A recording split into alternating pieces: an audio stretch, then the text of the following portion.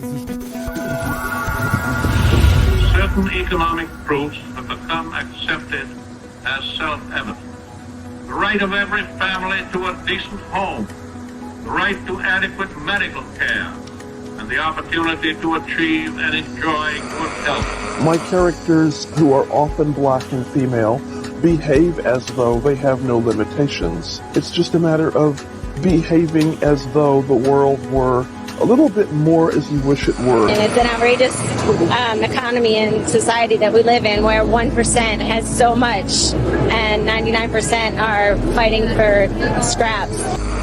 Historically, pandemics have forced humans to break with the past and imagine their world anew. This one is no different. It's a portal, a gateway between one world and the next.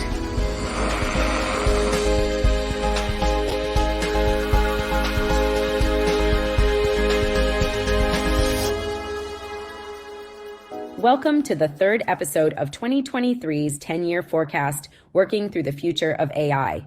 I'm your virtual host for today's session, Synth Ann.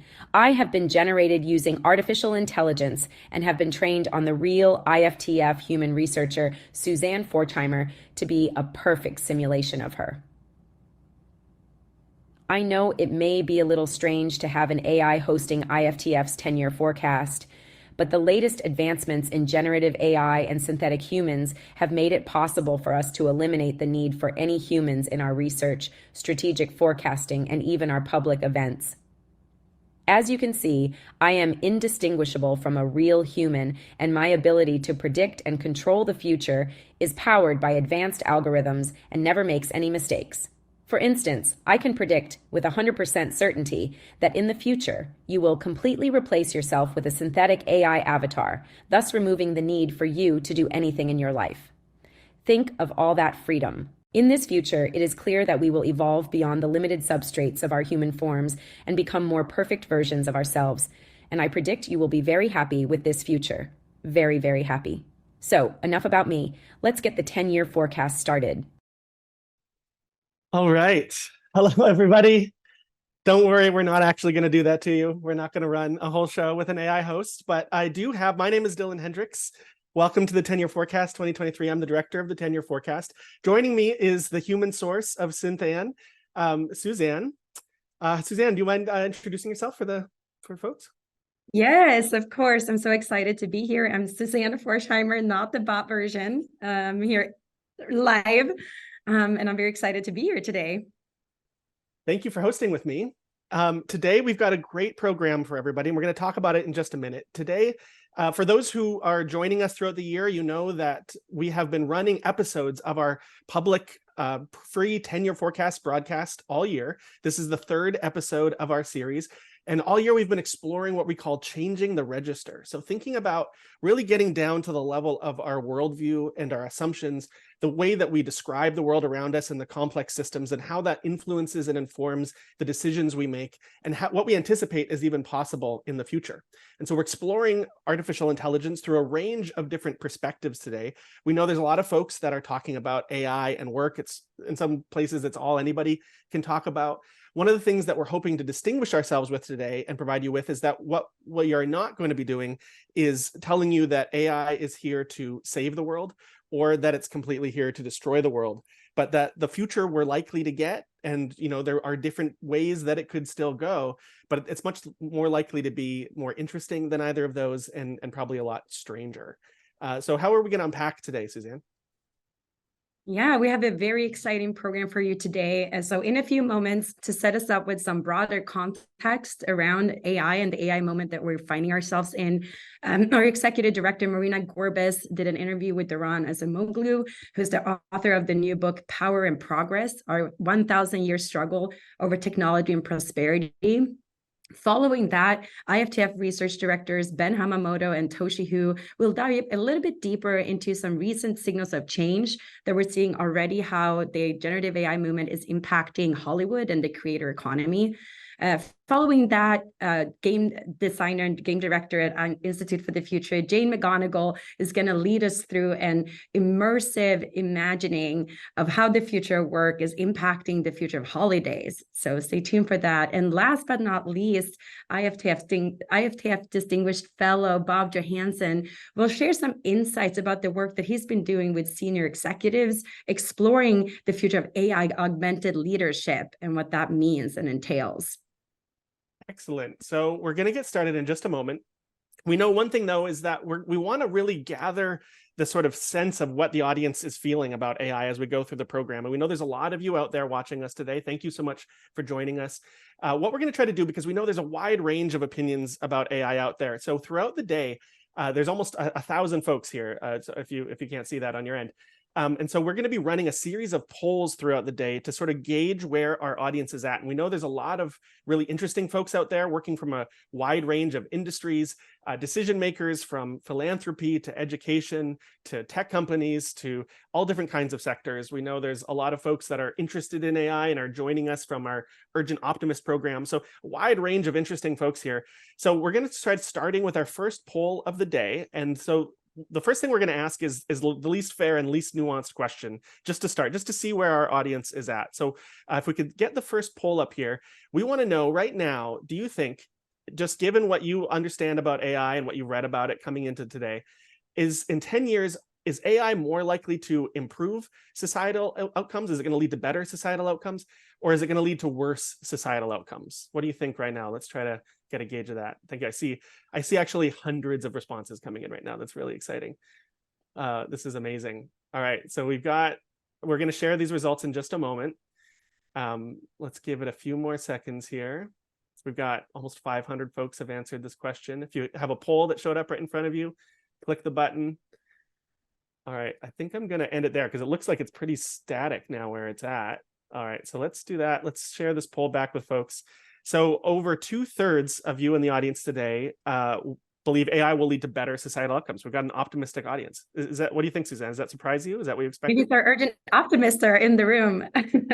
No, I'm very excited about this. And I think we're going to, throughout the program today, learn a little bit about both of the sides here, both of the sides of this coin, both some concerns that people might have, and also what we can do with this new technology. So I'm very excited about this.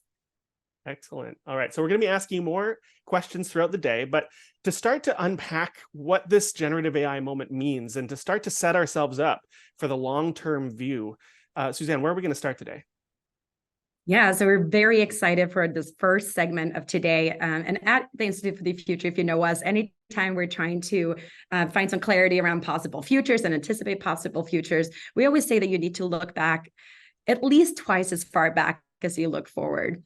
And this first segment that we have for you, we're actually talking to Daron Acemoglu, who wrote the book 1,000 Years, looking back at technological progress and changes. So we're not just looking 20 years back, but actually 1,000 years back.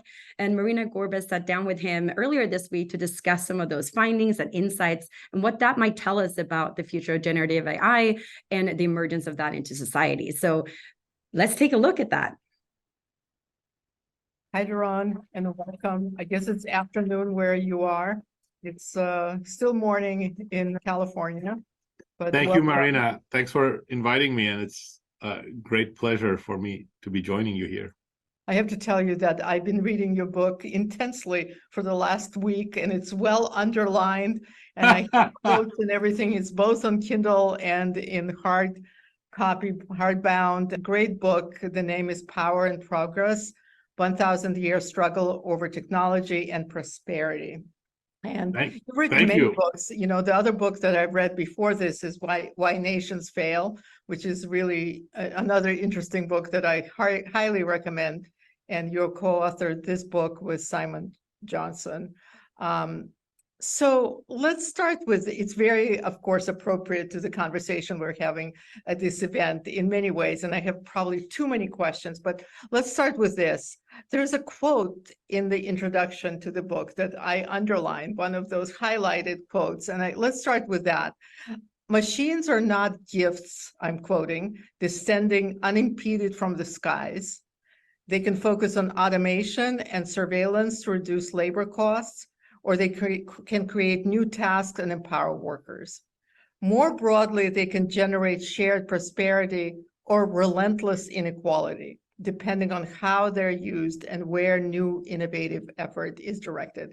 To me, it's like the summary of the book. It is. You've found the right passage to underline. So let's start with that. What are those choices? It sounds like the direction of technology and its impacts is something we have a choice over, which is very much what we believe also.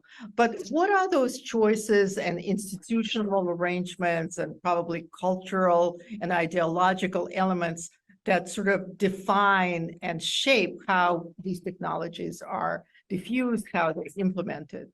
I think history is full of examples, but if I were to give two quick examples, I would start from the Industrial Revolution, which of course is a turning point in recent human history. But if you look at the choices that industrialists made at the early stages, from the textile machinery, how it was used, how it was developed, to the factory system, the way in which it was organized, they were very much aimed at sidelining labor and controlling labor. The big innovation of the factory system was a huge amount of discipline and almost repression over workers. And during that early phase, which lasted for approximately 100 years, not surprisingly, you don't see workers benefit. In fact, they probably started faring much worse. And when the institutional balance in British society changed, democracy brought broader political voice into the arena, trade unions brought more bargaining from workers, then you see a completely different direction of technology and a completely different distribution of gains from technological change.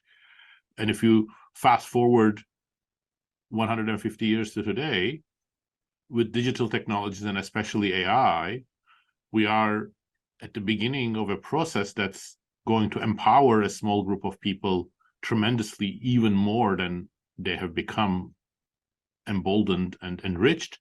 But if you look at the nature of AI technologies, they also have the capability to be quite pro-worker, enrich our capabilities, create new tasks, new things for us, better information.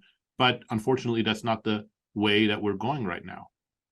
So, and I have to say, like looking at, you take a really broad sweep, 1,000 years, which by the way, we love because we believe that before you can start thinking about the future, you need to understand the past and the patterns in the past. And as I was reading, I was thinking, all these technologies that we think are so foundational and they made lives better, actually did not lead to greater prosperity for the masses. So it's not a great historical lessons that we're seeing. It's like from the plows, better mills, better ships, better designed ships.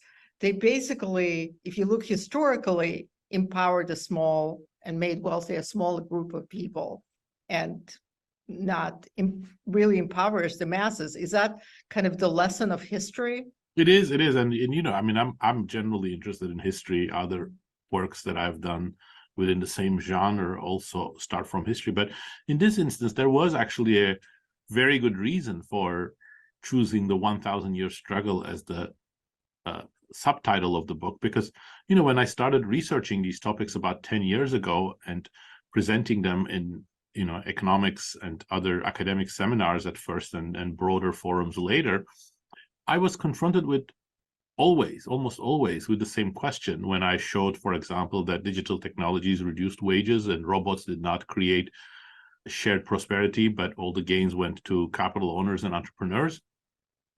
The question was, oh, are you saying this time is different? Because we know from history that in the past, technological improvements have always helped workers and the population at large. And I did not have as sharp an answer to that as I should have had 10 years ago. But looking a little bit more into history provides a very sharp answer. No, this time is no different. History is full of examples of, the gains going only to powerful agents, and also the struggle over the direction of technology being as intense or even more intense than it is today. Yeah. So are there any examples in history of when technology was actually implemented and resulted in greater prosperity, either in this country or in other countries? And what are the key sort of determining factors in that? There are many episodes, but actually, to be honest, they may all be related to a phenomenon that started in the second half of the 19th century. You see that in Britain, you see that in continental Europe, you see that in the United States starting around the same time, and then continuing with starts and stops in the 20th century. But I think two parts of it deserve special emphasis. One, if you look at the 3.5 decades or so that followed World War II, those were really remarkable times in many ways. Much of the West, industrialized world, was democratic, had broad participation of different segments of society into the political economy, including labor organizations. There was a lot of automation. So this was a period that was not, no automation, no major industrial technologies that changed the organization of production. On the contrary, automation was very rapid. But at the same time, you had other technologies that empowered workers, increased their productivity, created new tasks for them. And as a result, you have a broadly shared pattern of prosperity across almost all of the industrialized world. You have very rapid wage growth, and it's very equal across different demographic groups. In the United States, for example, workers with high school degree are experiencing even faster growth than workers with college degree up to until the late 1970s. A very, very different picture than what we are seeing today. Another period that's really noteworthy, and let me again give the example from the United States, but you can see the same thing in the UK as well, is the second half of the 19th century, when industrial technologies are trying to make workers more productive. In the United States especially, it's very sharp because there's a general perception among entrepreneurs and innovators that there aren't enough skilled artisans to make industrial processes as they were organized in the 100 years before then viable in the United States. So many entrepreneurs are trying to find ways of making unskilled labor more productive, and that's the origin of the interchangeable parts, which then turns into the modern factory system, and things like Ford's Motor Company is an outgrowth of these, and they are a brilliant combination of automation while at the same time increasing worker technical tasks, design tasks, maintenance, and use of information, both in white collar and blue collar tasks. So you see again, not everything is perfect. In the first half of the 20th century in the United States, for example, there is often, a struggle between capital and labor that's not always friendly. But broadly speaking, you're seeing wages increase during this period. Right. And some of it had to do with the whole labor organizing and the power of labor movement having impact and participating. And I think you cite examples actually of Germany and Sweden, where there was kind of a tripartite collaboration and compact social compact, which I think we had in those years. Absolutely. I mean, it was a struggle in the United States. It wasn't the status quo. For example, the auto industry, which was at the forefront of both automation and new tasks, was also pretty much a leader in the struggle between capital and labor. So there were a number of strikes and some strike breaking by employers, including Ford, in order to establish the ground rules. But I think it is very natural for me to think that some sort of labor organization is key. You cannot have the best way of using labor, the best way of organizing production, just being the decision of employers. I think it has to have some element of communication between labor and capital. And in the case of the examples that you mentioned, which we discuss in the book, I see a number of very distinctive elements that are super important. In the Nordic countries, for example, you have a broadly cooperative or corporatist approach. It has pluses and minuses, but the big plus here is that employers and unions do not see each other as mortal enemies. And that leads to much better coordination, much better cooperation. And also it encourages the development of technology in a way that doesn't just sideline labor. In Germany, some of that role is being played by worker councils, that are not directly negotiating on wages, but have a role in terms of communication, enable, for example, labor representatives to sit on boards so that they are in the loop when decisions about introduction of robots or reorganization of the factory floor are being taken. And that creates much more cooperative, communicative environment. And it is actually very interesting. When you look at US companies, when they introduce robots, what they do is that they lay off the blue-collar workers. When German companies, for example, automakers, introduce robots, they take the blue-collar workers and they train them to be technicians.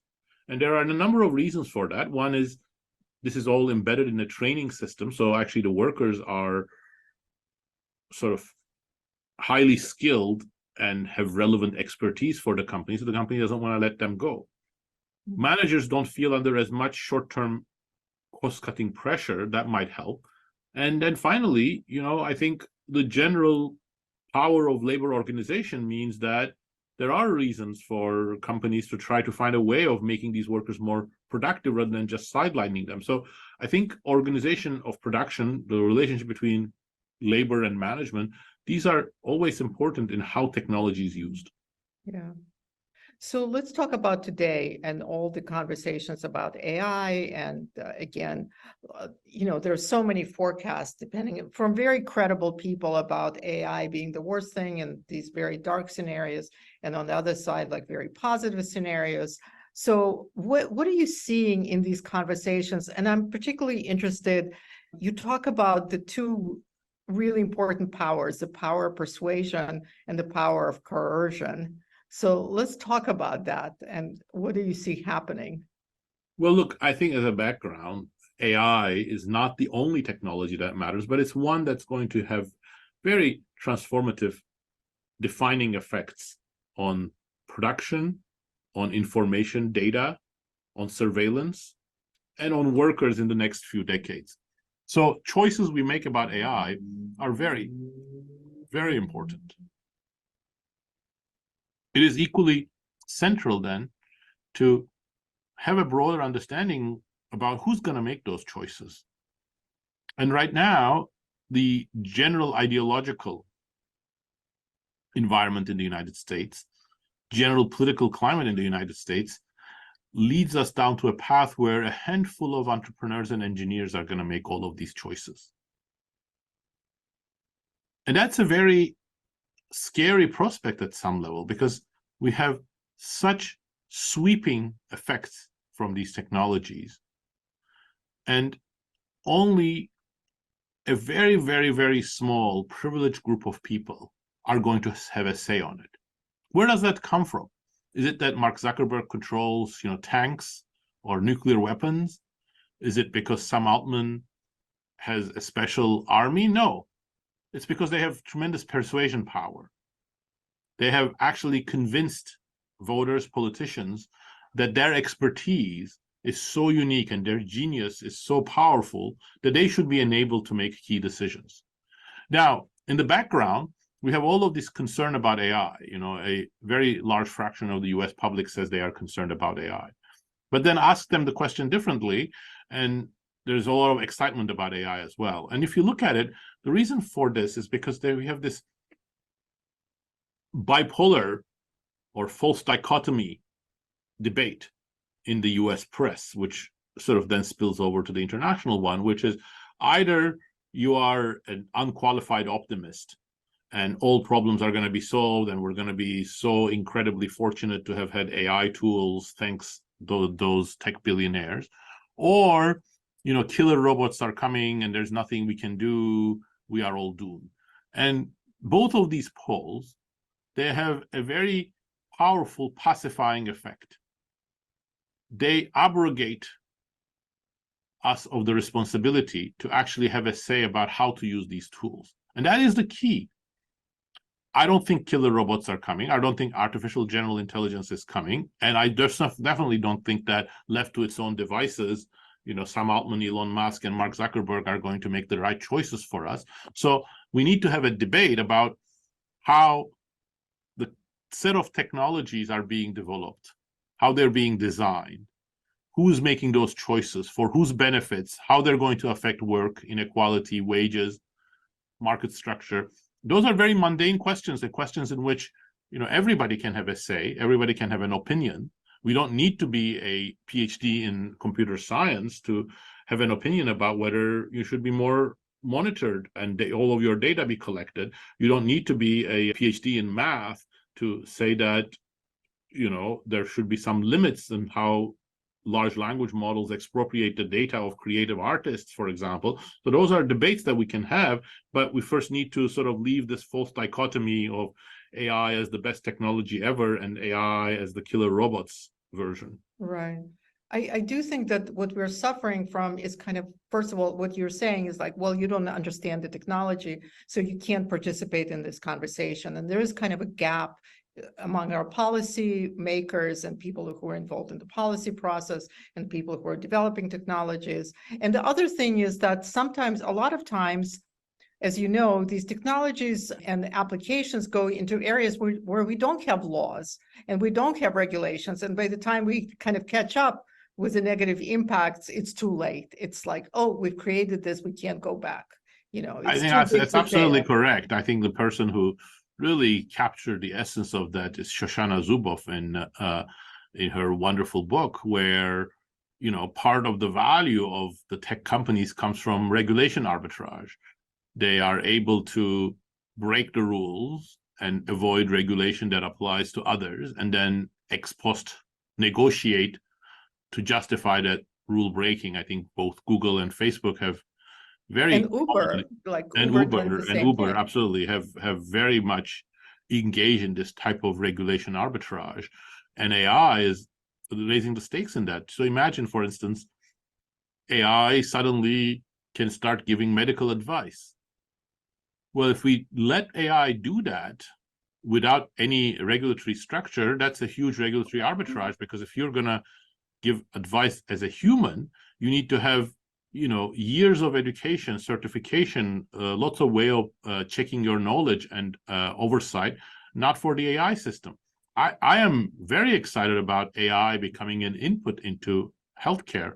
There are ways in which, for example, nurses can become much more empowered and productive with AI, but it needs to happen within a regulatory structure, not as a way of arbitraging regulation. Yeah. Let's talk about in your own world, in education. There are all these articles about now students submitting their essays using ChatGPT. There was just a big article in the New York Times about that.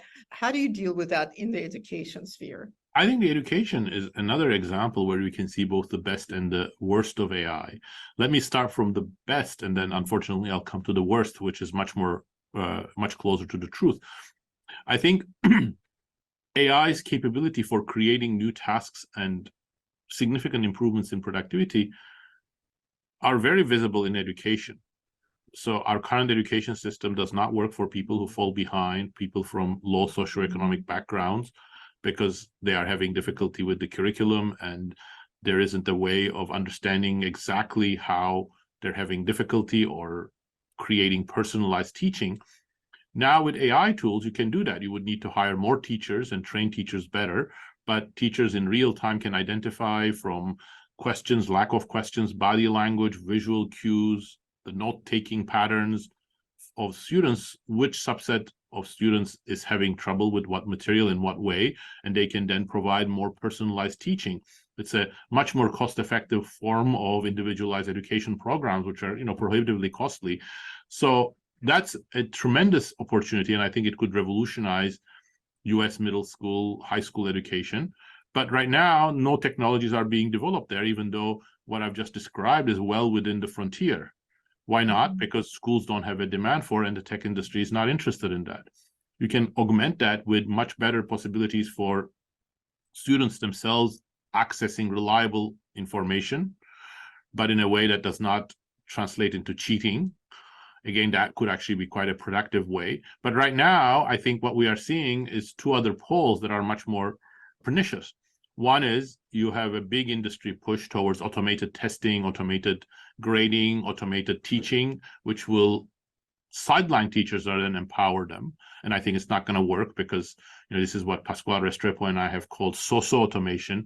You get rid of labor, but you don't actually really introduce productivity improvements. I think that's a big problem. It's like Second, going into Whole Foods today and they installed all these automated things. absolutely, Tons of absolutely. people around helping people and everybody's upset and frustrated. Absolutely. I think self-checkout kiosks or automated customer service that never works are examples of socio-automation. And so I think that's the path that the industry is pushing, and venture capital money is going into that. The other thing is that we talked about regulation arbitrage. I think ChatGPT is also going to provide homework arbitrage for students.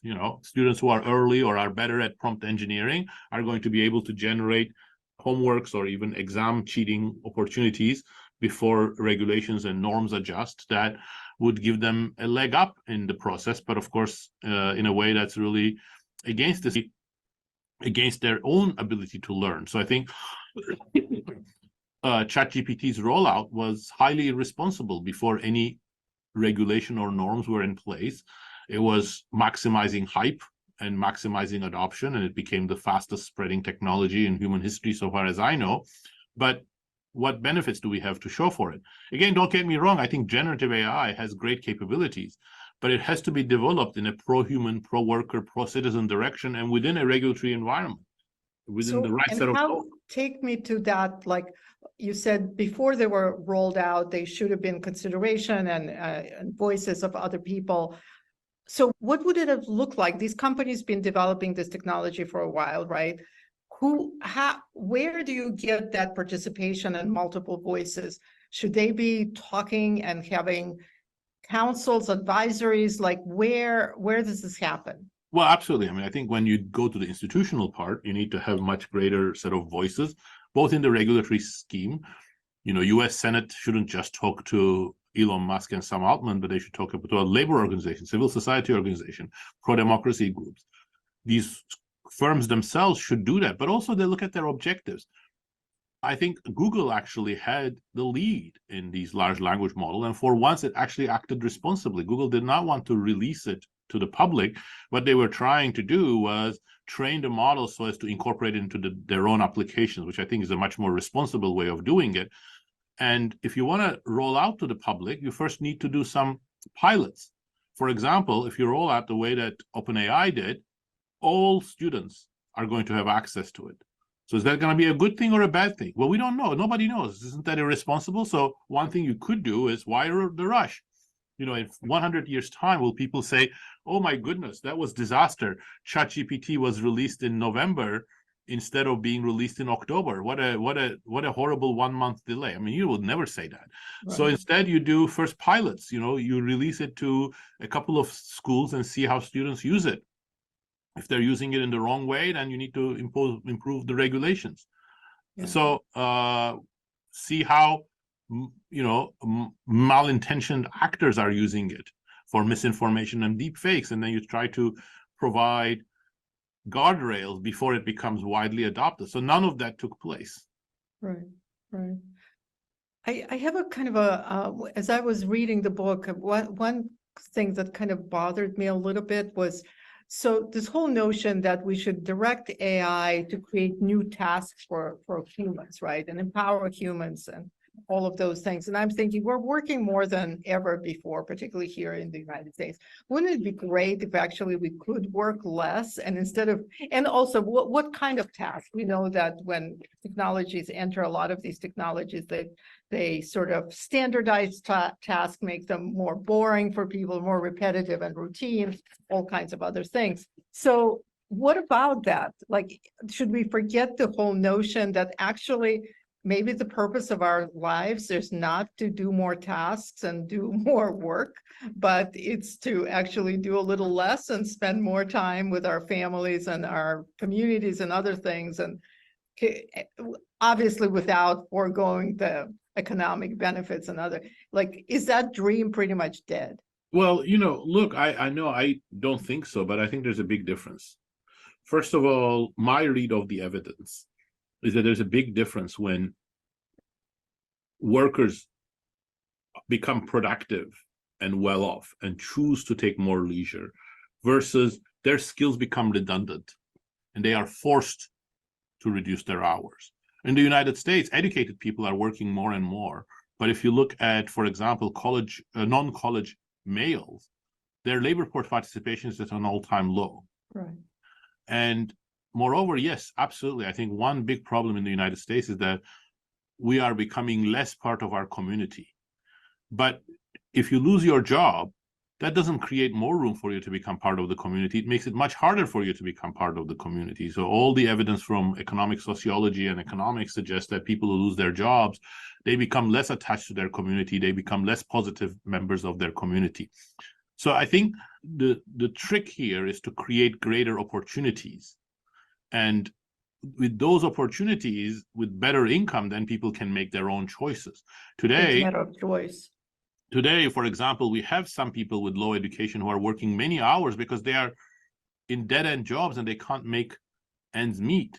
So the solution to that is not to say, well, you have to go part-time, but the solution to that is to provide them the technologies and the education so that they can earn more and then they can make choices about how to use their time. So I think it's empowering if we create the right set of human tasks together with machines that can do boring things, physically demanding things. So one positive thing from automation, actually, by the way, Marina, I should say, is it's destroyed a lot of jobs, but it's also made workplaces much more safe because robots and heavy machinery do some of the most dangerous tasks.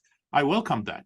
But together with that, we want more meaningful jobs for the workers who used to do those dangerous tasks. So it's not like completely eliminate them, but create new jobs for them.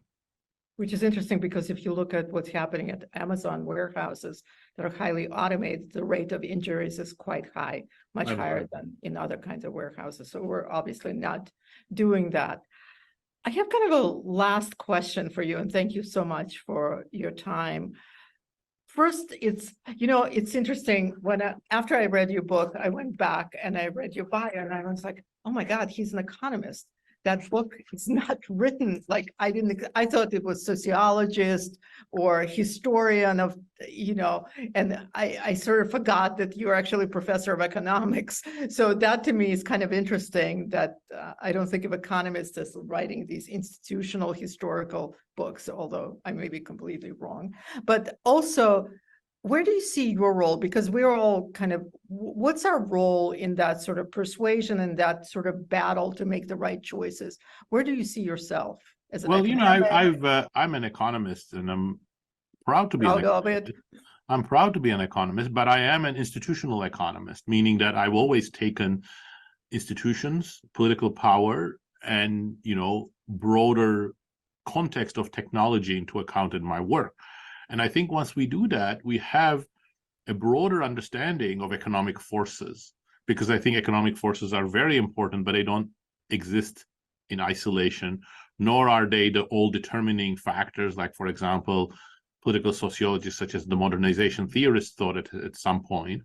No, I think economic forces themselves are shaped by political choices, by ideology, by ideas, and we have to recognize that. And I think the broader institutional context is clear and very important there. And once we recognize that, we see that, the choices we make are so important that the issue of social responsibility comes to the forefront. Thank you so much. Thank you, Marina. This was a great conversation. Time with us, and my pleasure. For doing your work. Thank you. All right. Hello. Welcome back. Thank you so much, Marina, for that enlightening conversation with Doron. It was super interesting, really helps us to set the ground for thinking about what does this technology mean in the context of other technologies that we've experienced throughout time. And they got into a lot of really different issues. And I know there's much more to think about in that book. So Power and Progress by Doron Acemoglu, really encourage you to check that out. As you're thinking about all of the things that they were talking about, we'd love to introduce our second poll right now, which is to ask, given the different range of options that you hear being suggested, what do you think is the most important actions for us to be taking right now to ensure the best version of this AI augmented workforce in the next decade? If we can get that poll up now, let's take a look. We're going to ask, again, it's kind of an unfair question. We're going to ask you to just pick one of these options. So whether you think it's most important to develop a strong protective regulatory framework, pause all commercial development until more research is done, advocate for publicly funded AI models that are safe, transparent, and accessible, or let the tech play out, but encourage public experimentation and literacy building. We'd love to hear what you think. Got lots of answers coming in. Yeah, we've got a few hundred. So as you're making your choice there, we'll just let this run for a few more seconds. This is very interesting as we see these come in. And yeah, just be thinking about, as we get deeper into this throughout the rest of the show, what are those kinds of policies and the frameworks that we want to be thinking about? All right, I think I'm going to cap it here in just a moment. Let's see what we got out of the poll. Share those results back so we can see that we got a pretty interesting mix. What do you think of this, Suzanne? Well, maybe it's not surprising considering the first poll also. I felt like people were optimistic and kind of excited about this. So I like that there's this kind of regulatory framework, because I think for me, that seemed very important when Doron was talking about, the responsible rollouts of technology and serving people and instead of serving economic interest. I think that's just something that resonated a lot with my personal views on these topics. So yeah, and I don't know. Are you surprised by the distribution of the poll? No, this looks like a good mix. I mean, I think, it's interesting to see that in our audience, there's not a lot of energy on just like pausing everything. People are more optimistic than that. But I see a wide range of different ways to think about this and slice it up. So that's good to see. I think now what we're going to do, we'll take that poll away. And in this next section, what we want to do is we want to move from that 30,000-foot view that Marina and Doron just helped set up for us. And we're going to kind of zoom down into where we see emerging trends and signals of change today in terms of where AI is impacting work and how it's impacting our workforce. And so in just a moment, and we'll let them get a chance to get ready, we're going to have our colleagues Toshi Hu and Ben Hamamoto come onto the stage so they can start to get ready on the stage above us. And as we introduce them, one of the things that we're going to be doing is taking a look at one industry in particular that we see changing. And in this case, we're going to be focusing on our media industry, on sort of Hollywood and on popular media as a sector overall. And we know as we're doing that there's not, we are going to see very different kinds of disruptions and changes and transformations probably across different industries as pharmaceuticals and education and manufacturing have generative AI and classical AI kind of emerging into them. But one of the things that the popular science fiction author and friend of the Institute, Bruce Sterling, often says is that whatever happens to musicians will eventually happen to everybody. And we think that's true for artists in general. And so we're going to take two different looks now through highlights from other interviews that we've been conducting with experts and folks really engaged on the front lines of this debate, and to talk about different sides of where is media being disrupted and what can we maybe learn about that in terms of where AI is going to see other areas. So I would like to invite to the stage to help us do that, Research Director Ben Hamamoto and Director of our Emerging Media Lab and my co-host for our Vantage Emerging Media Tech Council, Toshi Hu. Hey guys. Hey Dylan. Morning. Thanks for the virtual applause.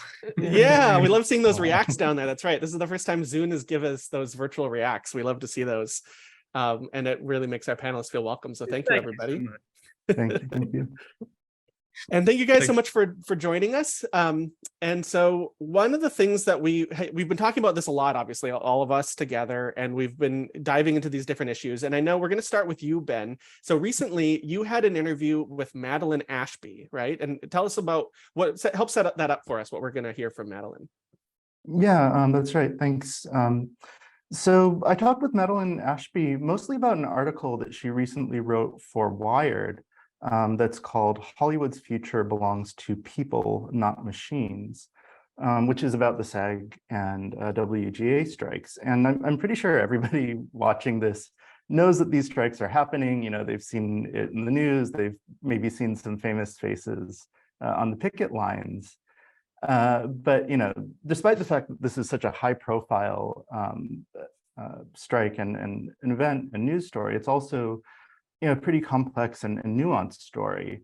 And so if you want to really understand what's going on with these strikes, Madeline's article is just a really well-written and maybe more importantly, well-reported article that she put together over several months. She talked to numerous sources across the industry, talked to a lot of the real life people being impacted directly over an extended period of time. And so she has that on the ground view of kind of both the trees, but also the forest, by talking to so many people across the industry. And I think she brings this really holistic perspective to the piece. Partly, because in addition to being a fiction writer and a reporter and just a really thoughtful and insightful person, as you mentioned, Dylan, she's also a professional futurist, who's a friend of the Institute, who's, worked with us for, I think, about as long as, the 10 or so years that I've been here at IFTF. And so, she did kind of both give this very grounded perspective, but also I think kind of put it in the context of the larger past, present, and future. And so as you mentioned, Dylan, we did just hear from Reina and Doron about kind of the 30,000 foot view and about how historically, to the extent that when tech gets adopted and advances, that it benefits society broadly, it only does so thanks to kind of the efforts and struggles of labor and political struggle. And it really does seem like this might be a moment right now, kind of a hinge point where we're having this first big public labor fight around AI. And so something that potentially could be written about in future histories. And so talking to Madeline really kind of helped me understand this context better and understand the stakes for the next decade, not just for the entertainment industry, but for labor more generally and the diverging paths we could be on. Excellent. And yeah, as futurists, one of the things that we often do when we're trying to sort of analyze and assess different kinds of disruption is we have this framework developed by Ian Morrison, one of the former leaders of IFTF, called the sort of two curve framework that looks at sort of the first curve that's often sort of the traditional way of doing things that declines as disruption comes in, and then the second curve that emerges as people adapt to the new assumptions and the new ways of doing things. And so we've kind of divided these in some ways into those two sections. And so I kind of think we've excerpted some of the highlights from a much longer conversation that you had with Madeline that are available on our podcast Future Now, and we'll talk about that if you want to see the deeper conversation. But really, I think what I got out of the interview with Madeline was really looking at what does this disruption look like from the point of view of this traditional industry that has a long history in America that is being disrupted, and really that's also not just now being disrupted for the first time, but that this is a long chain of disruptions, right? So let's take a look. So the Wired article in question is called "Hollywood's Future Belongs to People, Not Machines," and it was written during the time of the WGA, the Writers Guild of America strikes, as well as what became the SAG-AFTRA strikes, and during a time at which there was possibly a Directors Guild of America, DGA, strike. There had been a WGA strike in 2007, 2008. That was about streaming. That was about the internet and what the internet was going to do to media. And everything that WGA imagined was possible happened. And the loopholes that were allowed to get through in that contract are the ones that are being fought over now. Hollywood has always basically been profitable. It's been profitable for over a century. It has always been profitable enough until recently, until that sort of venture logic of we have to run the numbers down as low as possible. That's when you run into this idea of, oh, it's not good enough to just make something that people want to watch or that people want to see or people want to experience. You have to do it on as bare bones a budget as possible. You have to do it as lean as possible.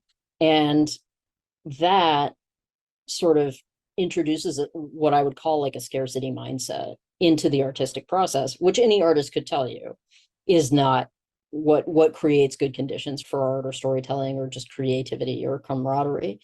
And when you introduce that, you break up a lot of jobs, you take a lot of people out of work, and you take a lot of people out of community, and you reduce the opportunities for community development. So you're actually like, when you underfund art, when you take that logic to artistic production, what you are really doing is undermining a social fabric. Yeah, absolutely. And actually, I wanted to circle back and to the point you brought up earlier around Silicon Valley's move into Hollywood Yeah. and the kind of efficiency mindset. One thing that we've been talking about a lot at IFTF is this concept that I guess we didn't coin, but we've been sort of talking about it in the specific way of registers. And this idea, and basically what it means is sort of an underlying worldview that kind of shapes how we make sense of the world. And one of the things that our executive director Marina talks about is this idea of a sort of economic register or worldview that basically sees everything in economic terms, and it influences language itself, both how we talk about things like a marketplace of ideas or the dating market. And so I think that, within that kind of framework or view of the world, that's the best possible thing that could happen to entertainment is to have Silicon Valley come in and make it leaner and more efficient and produce a better product in the end of that. And I think as you point out in the piece, there's sort of a fairly widespread, at least skepticism about some of the average quality of content that's being produced under that model. But also, I think, kind of bring it to the topic that we're really looking at in 10-year forecast this year is labor, is that the labor conditions. Hollywood is a company town. I wrote a novel called Company Town, and it's in part stemmed from the fact that, I was born in one, and Hollywood is an industry city. It is an industry city in the same way that it is a city of industry in the same way that Detroit was. That's actually a really kind of similar analog. It's full of working people who fought hard for certain rights so that they could continue to live with dignity and pleasure and possibility, right? It's really interesting when you take this fight to the people whose job it is to imagine possible stories and possible futures and possible ramifications. And when they hear on one side of a contract negotiation, oh, that will never happen, you can't actually say those words to storytellers, because immediately, and I say this as one myself, immediately we think, yes, it can, and here's how. And we go through a tiny little backcasting process of working back from there, from the disaster scenario to the conditions which precipitated it. Every contract negotiation is a small foresight exercise. And that is what sort of the WGA and SAG-AFTRA are going through right now as they are negotiating with the AMPTP and Hollywood producers and studios. They are able to imagine possible consequences. And one of the things that they are negotiating for is to have those scenarios that they've dreamt up seen as sort of valid and real. And so those scenarios that they have imagined have mostly to do with futures of labor. Hollywood is, has pioneered in a lot of ways, like a lot of unionized labor, a lot of trying to get justice for people. It is by far not necessarily the most fair or just place. It is hideously exploitive and wasteful in a lot of ways. It can be really damaging and demoralizing for a lot of people, but it often has protections that, for example, there are protections, such as they are for child actors legally. There are not protections for child content creators on YouTube or other streaming platforms. And that is how you get into the situation that we just had with, Lil Tay and other content creators online, many of whom are subject to a lot of exploitation and so on. So it's not a perfect model, but it's a model that has rules and that people agree to abide by together in what one might call a democratic process. It's a little model.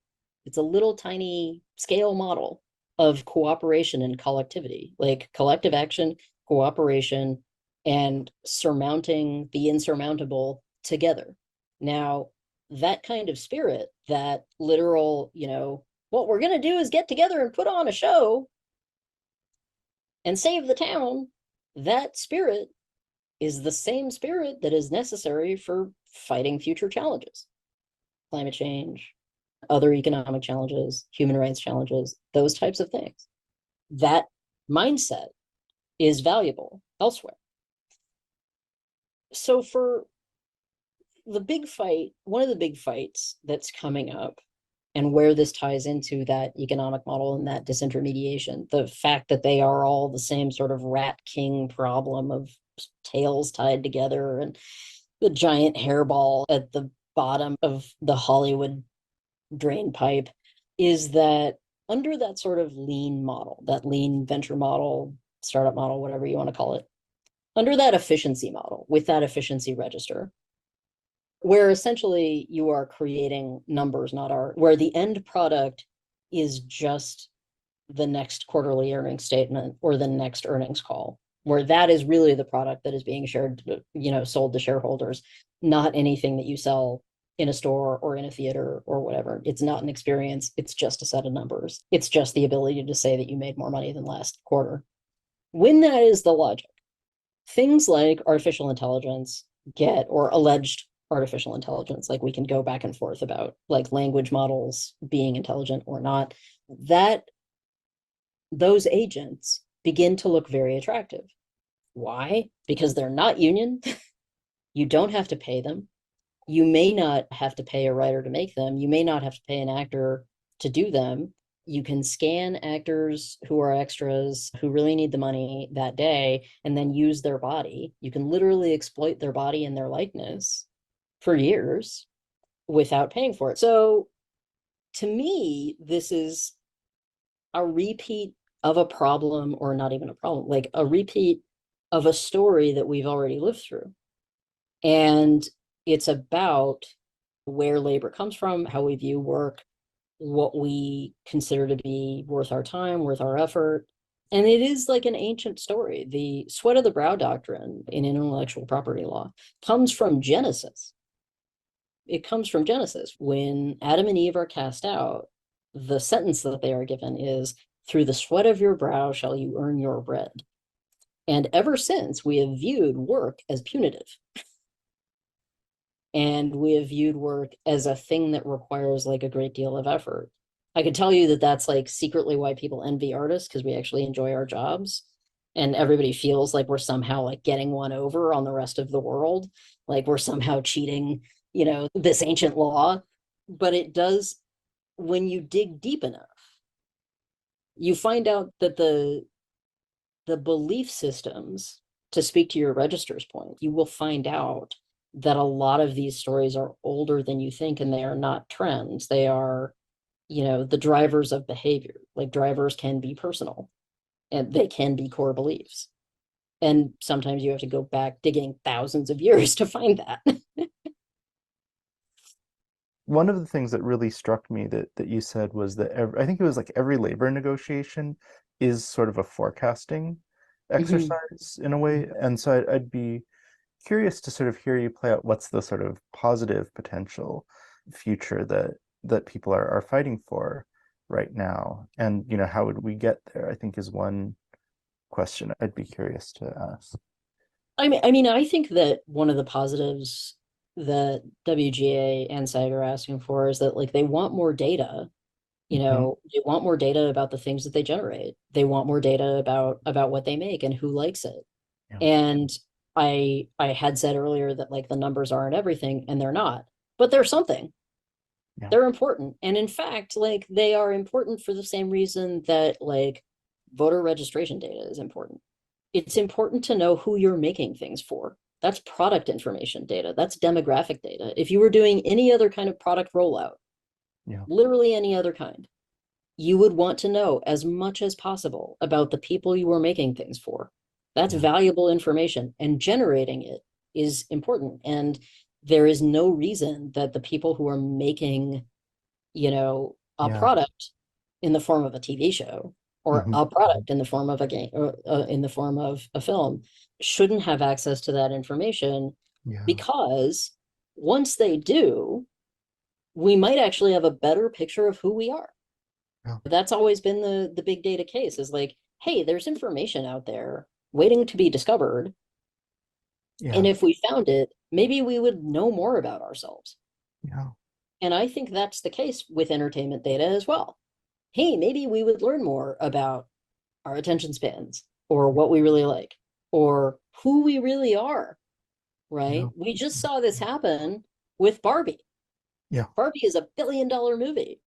Yeah. Yeah. And it got to be $1 billion movie by utilizing very old production techniques from Mhm. the 30s, 40s, 50s, 60s. Like, it is an analog film in Yeah. most every sense of the term. Yeah. But, you know, every 10 years or so, Hollywood goes through this thing where they remember that women are people and have money. And they're always surprised. And the war for storytelling, the culture wars about, like, why do we need a black Ariel? Why do we need, you know, why should Rachel Zegler be Snow White? Like, all those things. Those are about making changing tacit assumptions, changing the registers, to use your language, changing the frames around who the storyteller is, who the audience is, who the avatar of the audience is, who the sort of object of affection or the object of focus is for the audience, who the audience stand-in gets to be, because those are all fights about who we are, who we are really. Yeah. And that's why you see, that's one of the reasons why you see those fights. And it's one of the reasons that that information is so valuable. So I think at the metrics level, it's intensely optimistic to want to get that information. It's part of living an informed life, and it's part of creating material that speaks to more people and drawing that social fabric together. You know, one of the things that came up in the piece was that historically, viewing entertainment together is a collective activity that draws people into a community experience wherein they determine values. They talk about right and wrong, good and evil, justice, fairness. These are big things. And when we disintermediate that, we disintermediate those conversations. And crucially, we also interrupt, you know, even the family experience of talking about those things. Talking with your child about who a good guy or a bad guy is. Talking about redemption. Talking about love and romance and who you should date versus who you shouldn't. All that. Yeah. Those are the provinces of entertainment, and giving people more information about who is actually watching can only improve it. All right.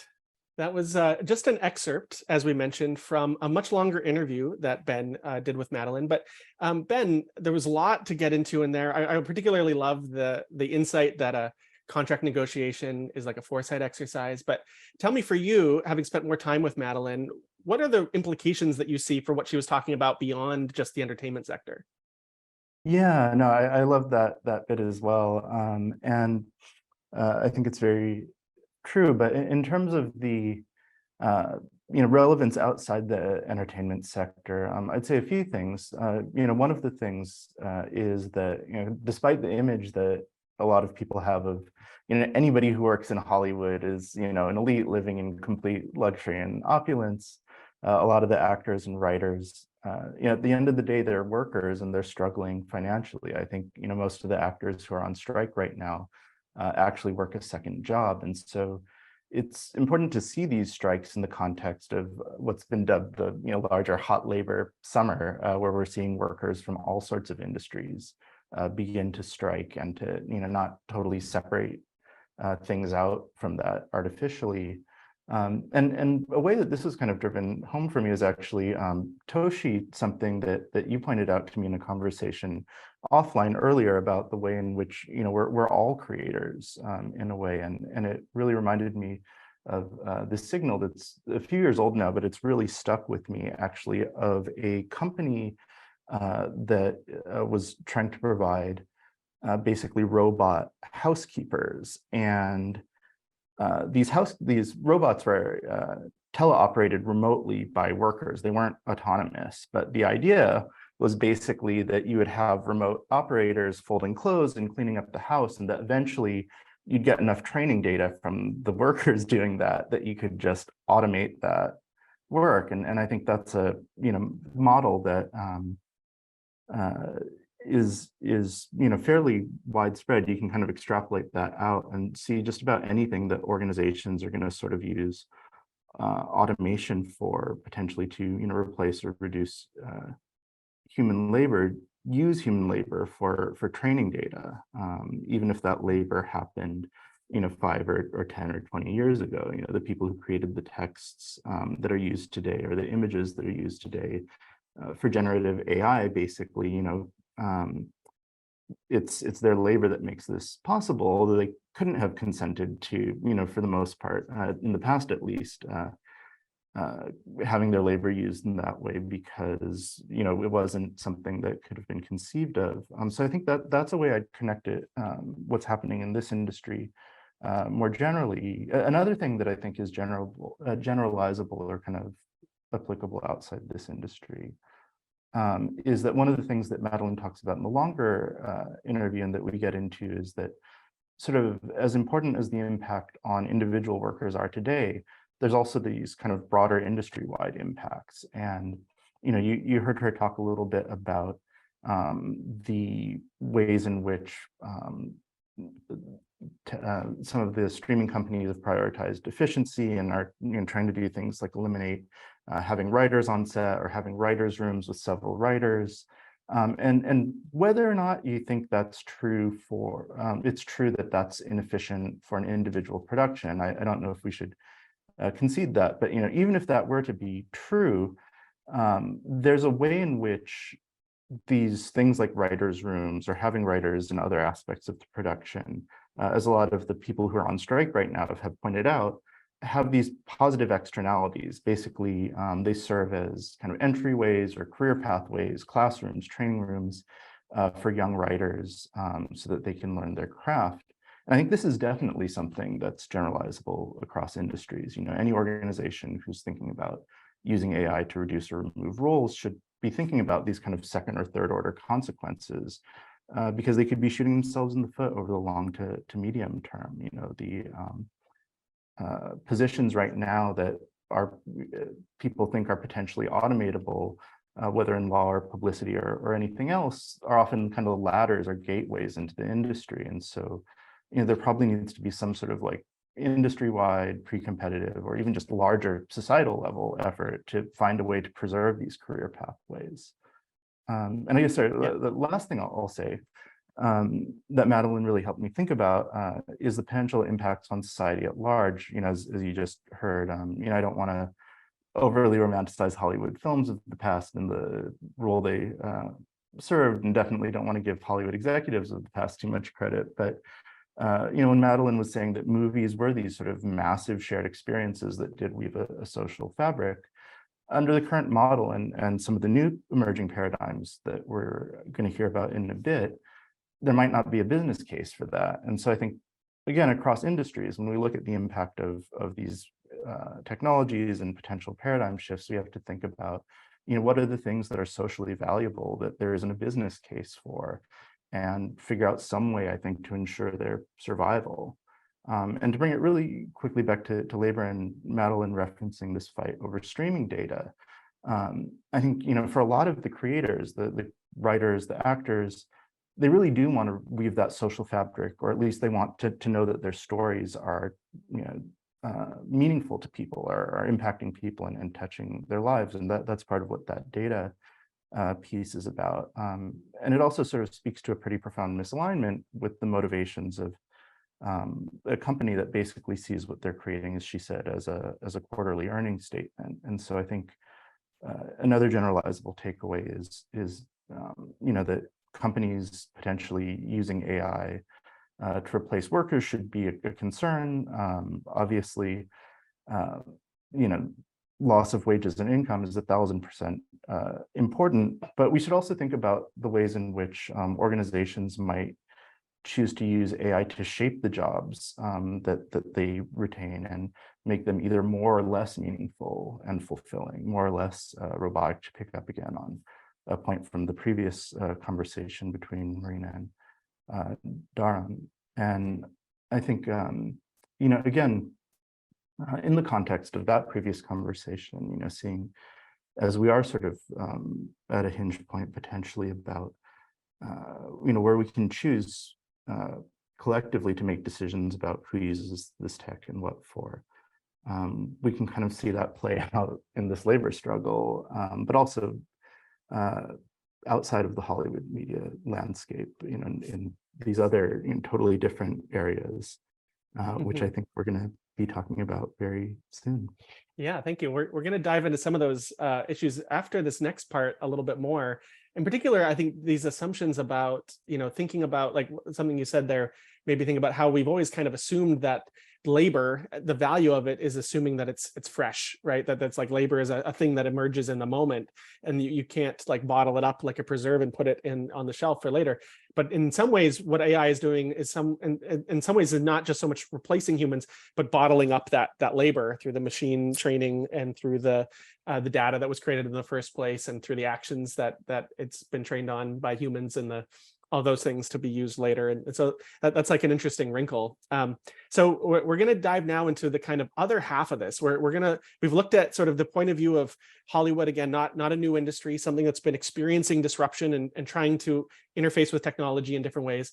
On the flip side, Toshi, you had an interview recently with Jules Terpak, and Jules has a very different life experience and perspective than Madeline, even though they nominally kind of are orbiting around the same sector, right? Tell us a little bit about your interview with Jules. Sure. So, at IFTF, we're always looking at a wide variety of perspectives to understand that multiverse of the future, because there is no one future and it's not one experience we're going to be having. So we're always particularly interested in the experiences and outlooks of young people, because they'll be the inhabitants of the future as well as the workforce of the future. So we've been talking to a lot of young people who are working in new types of work that are just being created and are just still emerging. And social media content creators are particularly interesting to us, not just because they're working in a new emerging labor market, but because as social media content creators, these workers are already working with AI, the content creation AI algorithms that really determine their reach and ultimately their success in their career. So as Madeline mentioned earlier, content creators are not protected by any union. So they're in this unique position of navigating their careers, working on technology platforms that essentially set all the rules in which they operate. So we reached out to Jules Terpak, a content creator whose channel Growing Digital is all about growing up and growing into a digital economy. And Jules has written for the Washington Post. She's co-hosted a podcast with Andrew Yang. She recently interviewed Noam Chomsky for a masterclass. So she's been steadily growing her digital career. And we talked to Jules about her journey as a content creator, what it's like to have her success be dependent on an AI curation algorithm, and also how she's thinking about generative AI. Is it going to be a new powerful tool for her as a creator, or could AI-powered channels and even synthetic AI influencers be her new competition? And we also talked with Jules about a new TikTok trend that we've been tracking as a really interesting signal of change that reflects some of the more strange futures we might be entering into. All right, let's take a look at that. Hello, I'd like to welcome Jules Terpak to our show today. I came across Jules on her TikTok series, Growing Digital, that unpacks recent trends in technology and social media and culture. And Jules also has a really active presence on Twitter, aka X, and YouTube as well. At IFTF, we're always interested in fresh perspectives on the future, and Jules brings a really fresh voice into futures forecasting. Give us a little bit of your background, just like I know you've been online for many years. Talk about kind of the different platforms that you've worked with and kind of where you are today. Yeah, so I was born in 1997, which was kind of the first Gen Z year that people say. I had grown up, chronically online. I was posting YouTube videos by the age of 10, which I do not recommend letting your kids do. My digital footprint is pretty scary. I was like, I also grew a Tumblr page in middle school and early high school, and I had access to my Tumblr, and it is like very scary what I was posting on there at such a young age. And then in high school and college, I grew topic-based Instagram pages. For example, my one that grew the most was based on health and wellness. And then out of college, was right as I was leaving college towards the end, was the rise of TikTok in 2019. And I was just fascinated by this. And just my experience growing up with every platform as these platforms grew from the start, I was just like, it made me realize, oh, wow, we are the first generation to grow up with these platforms from our, first of all, adolescence, and also just grow up ingrained in the internet to the extent that we did. And I never really saw people talking about that. So on TikTok, I started talking about it.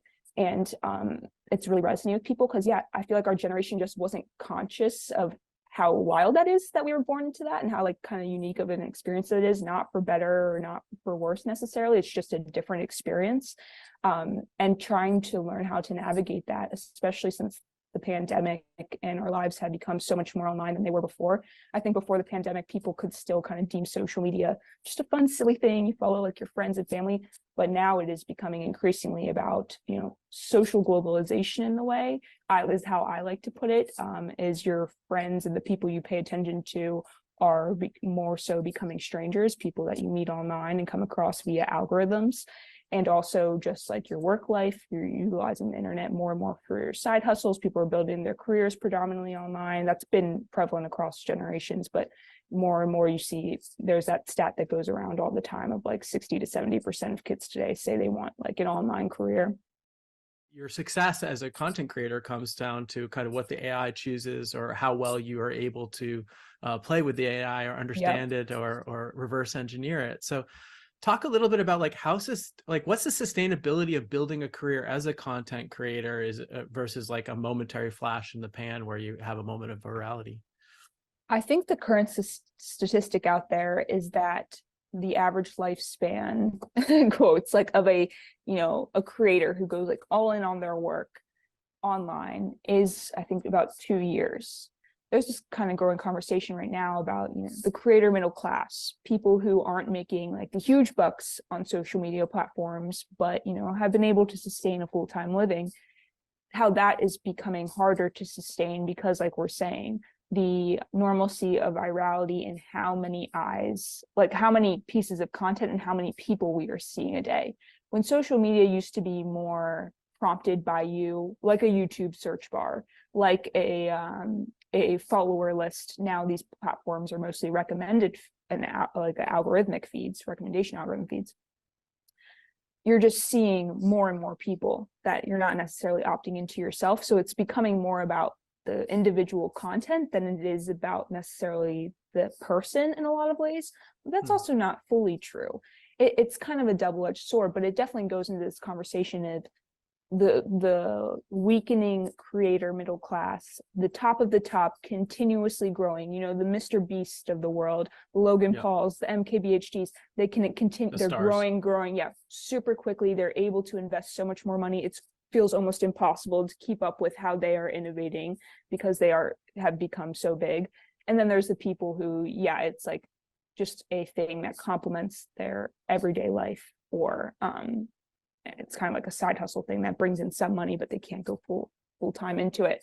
It's hard to sustain when it comes to the algorithm, and it's this conversation that a lot of people who create careers online, like Tim Ferriss has talked about this. He's had, you know, more longevity in the online space of you're trying to find your 1,000 true fans in a way. So these people who really align with what you do and will kind of follow you where you go and, you know, subscribe to your work and everything, rather than trying to necessarily appeal to the masses, because the masses are more of a volatile type of audience to attune to. So really trying to find your core audience who will buy into your products and everything, because that's a conversation amongst creators too, is like initially maybe you can have those viral moments for a year or two and feed off of AdSense to sustain yourself for a living. But that can only last so long, and you want to kind of branch off into different streams of income with your platform at the helm and bringing people into that. So, yeah. You know, it's interesting. So we have a history of social media of, you know, being curated essentially by algorithms, by AI algorithms. And then now we're starting to see with generative AI, the ability to generate content, generate very realistic looking synthetic humans with realistic sounding voices that can, with scripts that have been generated by large language models that are topical, often insightful, sometimes funny or flirty, depending on what the character you're trying to put forth. So I'm curious what you're seeing, like, right? So we see like AI curated social media. Now we're kind of about to see AI generated social media. Talk to me about like examples of kind of the AI generated social media that you're seeing and what you see maybe for that intersection. You bring up synthetic humans. I was going to say that's kind of my initial answer. on Twitter, I've been seeing a lot of startups working on that, synthetic humans, mostly for yourself. In the same way that right now there's a platform called Descript. It started as a podcasting platform, but now has integrated video. You're able to get like an AI duplicate of your voice. And let's say you forgot to say a sentence in your podcast or whatever, you write it in, it helps you bring that to life. You know, so it actually generates your voice. It trains Yes. on your voice and then can have you say anything that you didn't Exactly, say. exactly. Which is, yeah, if you know, casually, if I'm like, oh yeah, I did forget to say that, you know, it's fun. The bigger implications are a little, you know, more wishy-washy than just the creator world. When it comes to the video aspect of it, again, the synthetic humans, there's been something called synthesia, which has kind of been presentation-like. It's very robotic. The synthetic human is not, a view is not moving. But Yes, now we these played new with it a little ones, yeah, now these new ones, they are more expressive and they can do the hand motions and the blinks and everything like that. And when I first think about that, you know, that's terrifying in a lot of ways. But then to get my idea out to the world, I have to sit in front of a camera and record for hours upon hours. And that in itself feels robotic like in a lot of ways. And my favorite part of creating my work is the research, is the idea generation and creating the storyline. I don't necessarily love sitting in front of a camera for hours and recording. I would happily feed that to my synthetic human if it comes off the same expressiveness as me. Gang gang, ice cream's so good. You got me feeling like a cowgirl. What? Oh, I'm not drunk. These are catchphrases that are now part of a brand new online trend that is, yeah, every bit as crazy as it sounds. Gang gang, gang gang, gang gang. Ice cream so good. Gang gang, gang gang. Welcome to the wild world of NPC streaming. Hee-haw, yes, you got me feeling like a cowgirl. And you ready? Slay, huh? Slay, huh? Slay, huh? The incredible trend features TikTokers live streaming themselves while they interact with fans. Marshmallow.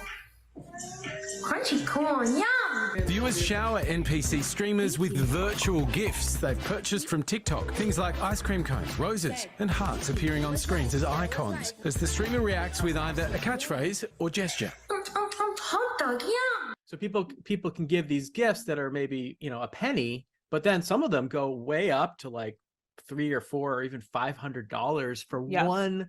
You just click on a gift and like, I think there's like a universe or a galaxy. So this is like a $500 tip that you're giving somebody, right? I mean, it's mostly roses and ice cream, I've noticed, but yeah, mostly the dollar ones. So Pinky Doll, I believe, was kind of one of the originators of this. People became fascinated by it and started going over to her TikTok, and she's been getting so many viewers that she's been making $7,000 a day at some points. So for her, she is kind of the epitome of this NPC TikTok trend, but then you saw it ripple through culture. And when you press a TikTok live, you can scroll live feeds the same way you can any video on TikTok. And it was wild. I scrolled through maybe 100 as a test, and I kid you not, probably 60 out of the 100 I scrolled through were people now emulating this NPC TikTok live trend. But I haven't done it in the past week, so that was kind of the peak of the trend.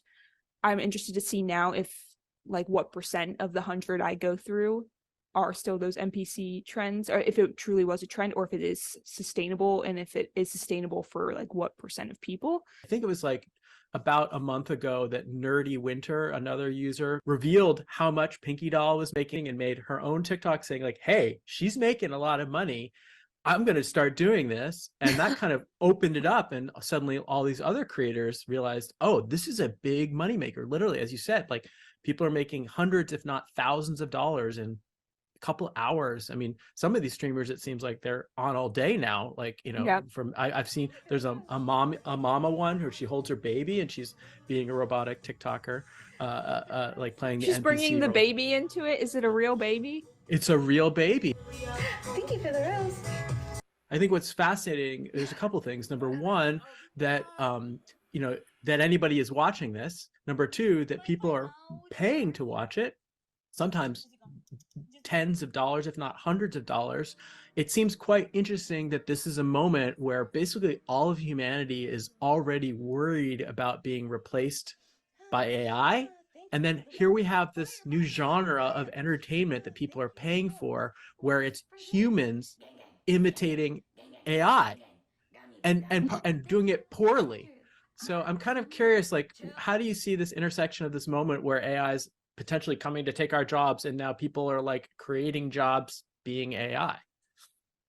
Some people, I guess, would argue that people are trying to mimic AI in order to compete with it. You know, that's like Elon Musk's argument with Neuralink, is that you'll have to get Neuralink in order to compete with these platforms. Like you have to embody well, platforms as in artificial intelligence, like you have to embody that game in order to continue on. So it's almost like that's what people are doing. It is kind of the same thing. And it's hard. It's like, I do not put any hate onto, someone like Pinky Doll or whoever who's doing this. Would I personally decide to play into this ecosystem? No, but I get that she was talking about how she was laid off and she just needed to find ways to support herself and her son. So she opted into this and it's worked for her. It is definitely, again, a short-term game, and I don't think a lot of long-term reward comes from short-term games, but I can't blame people for needing to make money to sustain themselves, right? And at the end of the day, it puts responsibility on us as consumers of like, yeah, you can opt into this or not. But again, just trying to be as conscious as possible. Yeah, I think just to kind of follow up, wrap up here, I'm just curious, like, given this, existing culture of algorithmic content creation that you've been involved in, and now we're entering into this period of generative AI with AI doing all sorts of different things. I mean, how do you think today, just obviously you can't represent a whole generation, but just you do have a better insight into it than me as a Gen Xer. How do you think Gen Zers today are thinking about their career at this moment where AI is such a big part of our environment right now? I think people have, of course, a lot of question marks. Like you said earlier, there's this sentiment of, is AI going to do things better than us? And is it going to take over? And our company is going to be completely AI run in terms of not needing to utilize any individuals. And that's scary. I think at the end of the day, when we look at these trends of 60 to 70% of kids today wanting to be influencers, creators, it just comes down to people wanting autonomy and people wanting security. They see, again, the biggest creators and aspire to that, but it's not, you have to be a little more realistic. I think we have to figure out, and it's something being discussed now, of what do we want our relationship with work to be? There's this weird sentiment around, okay, people don't want to work, but then they're scared because of AI. It's like, it all comes down to money and a lack of security at the end of the day that people are worried about. You think about your childhood and you have a lot more time on your hands, and you find how to ideally utilize that time, and you find how to connect with others and everything. Like, I'm not necessarily too scared about the work element if that somehow goes away, but just helping people find security financially is going to be what's most important. But I think also when it comes to generative AI and companies in general, should we allow companies to be 100% AI run? And like, should a certain percent of profits have to go to humans in some way? It kind of comes that into play too. I've seen a ton of YouTube channels come about that, utilize generative AI in their scripting, utilize generative AI in their video making, and they are putting out like 100 videos per day, just machine-like, chugging out videos that are catering to the algorithm. Should there be content limits so that things can be more human? Because it is not humanly possible for someone to put out 100 decent quality videos on YouTube per day. Like, trying to create these incentives on platforms to make them as human as possible and make them as fair as possible when it comes to, again, competing with machines, because we can't compete without output. It's not humanly possible, again. So I think just trying to find the boundaries and how to make the relationship complementary is what people are worried about right now, because we don't know the answers. We haven't seen like a big example of AI integration into work yet that really like wipes the people out of the company. So I think people are just trying to figure out solutions for how to make it complementary. All right. Very interesting.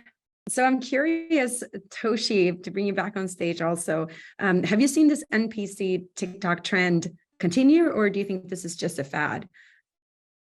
Yeah, well, first of all, just to explain for our viewers at home what NPC stands for. It stands for non-player character. It's the character in the back of a video game who aren't the ones you're really interacting, that tend to just be kind of floating there. You'll notice in a lot of those NPC videos, people are just kind of going like this, which is kind of like these hold positions for the NPCs.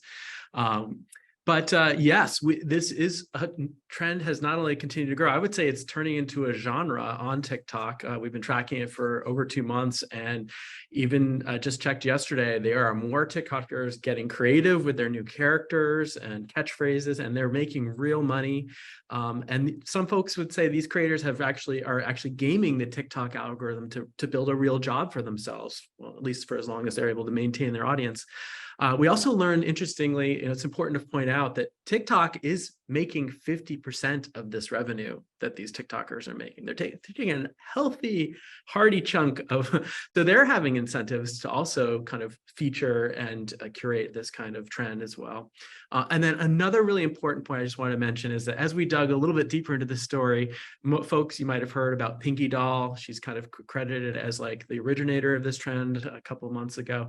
We looked a little bit deeper into it. Turns out a Japanese creator called Natsuo Coco has been doing this since 2021. So as often happens, Americans are getting credit for something that was created elsewhere, but it certainly has taken hold on the TikTok community. Yeah, that's amazing. Thank you so much for that. And as we mentioned before, there's a longer interview that you did with Jules as well that will be released in full on our Future Now podcast channel. So folks can look forward to that. There's potentially a lot to unpack here. We are in the need to kind of keep moving our conversation, but before we do, we want to hear from the audience a little bit. So Suzanne, do we have another poll for folks? We do, and we're very curious to see, how is AI showing up in your workplace? So let's get this poll rolling. How is AI showing up in your workplace and work life? Is it showing up not at all, perhaps? Or are people starting to talk about this a little bit, maybe even starting to experiment? Are you using it on a daily basis? Maybe aggressively adapting and adopting these new types of systems? So, and Dylan, I'm going to rely on you to let me know when we have critical mass on our results. Yeah, we've got just about half the folks have answered, so we'll give another few seconds. It's fun watching these just stream in dozens a second.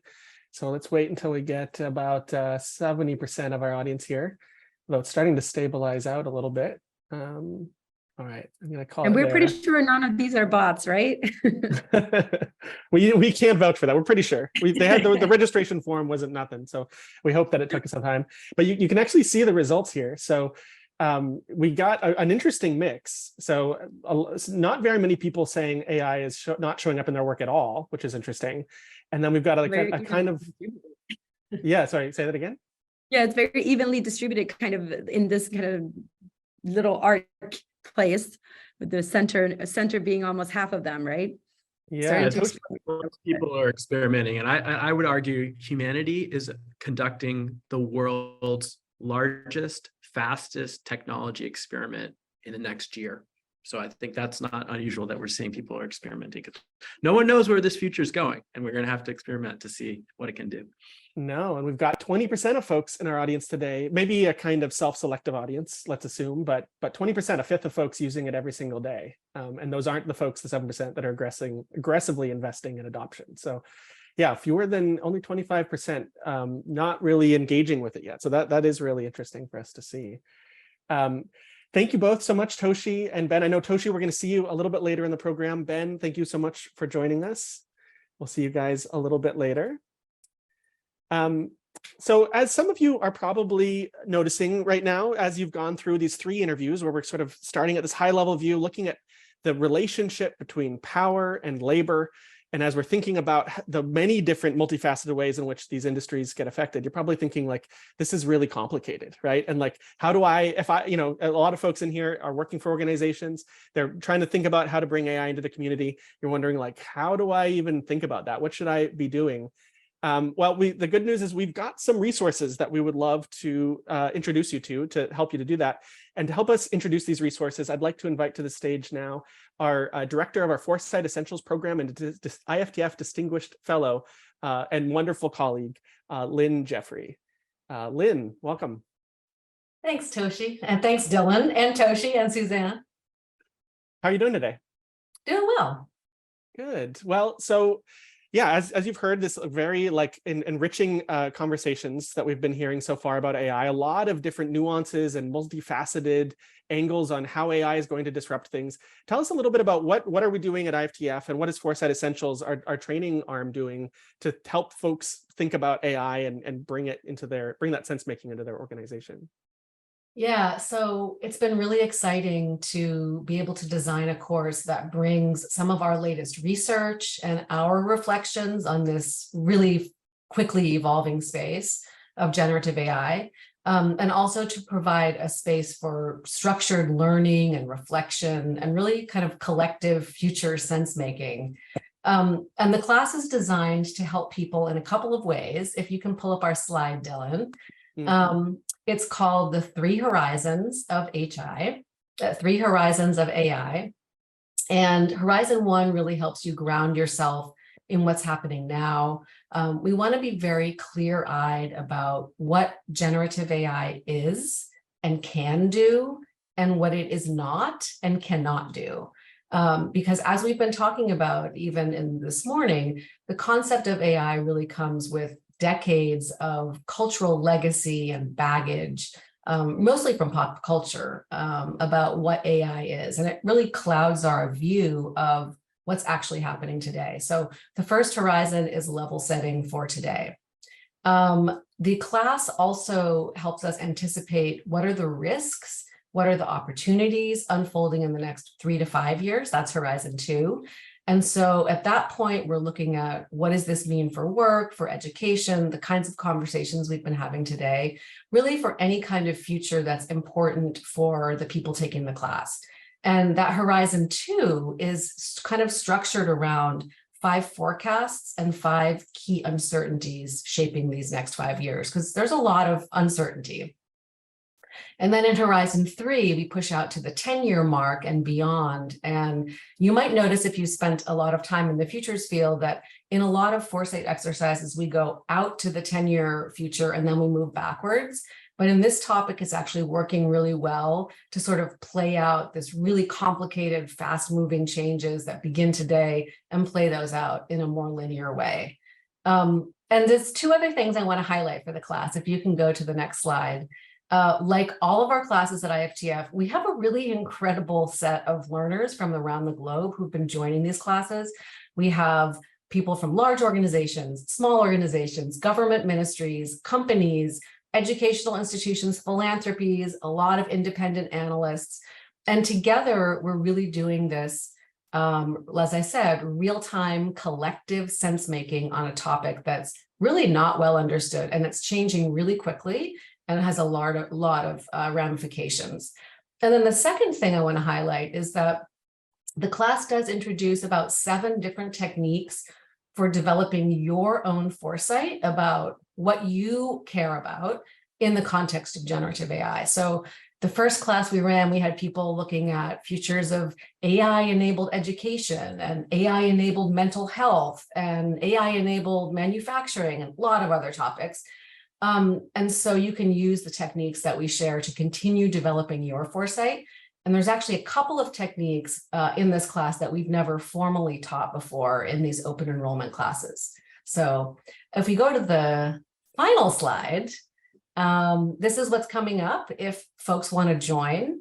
And we can also deliver, you can attend one of the open enrollment classes, or we've been starting to deliver these custom versions of these trainings for your AI-enabled X, whatever your organization really cares about, where we kind of curate some of the signals and drivers. Excellent. Thank you so much, Lynn. And I know that we've been getting some positive feedback already on the course, right? We've just finished our first cohort and we're starting our next one soon, right? Yes. Please do join us. Excellent. Thank you so much, Lynn. We're going to be hearing more about some Foresight Essentials offerings towards the end of the program, but please do check that out. See if it's of interest to you. It's priced to be very affordable for folks. And like I said, we've been getting really positive feedback. So we're excited to see more folks in there, but go soon because the seats have been filling up pretty quick. So thanks, Lynn. Thanks. Great. And one of the questions that we do ask in our 3 Horizons course is, what are we going to compare AI to when we look back in 10 years from now? So we're actually going to get another poll going here and see, what do you think artificial intelligence's impact on society will be, and how are we going to compare it to previous inventions that have happened? So do you think it's going to be compared to electric grid, invention of commercial grade plastic, maybe the atomic bomb, maybe the discovery of a new form of intelligence? So let's get this going. And again, Dylan, I'm going to rely on you. Yeah, no, thank you. Yeah, this is, as you mentioned, sort of a part of our thinking, and we get to that third horizon of like, what does this technology actually mean to us? And what will it mean when we look back and see what its impact has been? And all of these ideas, from the electric grid to, maybe you think there's going to be sort of like plastic is kind of like the electric grid, but with a lot more garbage left behind, right? These are all opinions that are being put out up to and including, maybe this is a new form of intelligence. So we're almost at, we just got a little more than half of the folks in here. It's an interesting spread. We'll just give a few more seconds. If you see that poll in front of you, we want to hear for this audience, this enlightened sort of, you're taking proactive education about AI. Half of you are already experimenting with the work. What do you think AI is going to be looked back to be like? What's the metaphor space that we're in here? I'm going to end it there and share the results back. So a pretty even spread. Yeah, what do you think of the spread? Yeah, I see some electric grid, which obviously was a huge impact on society, and also new forms of intelligence that seems to combined make up the almost majority. There's a little bit of your trash there, Dylan, the 20% of commercial grade plastic.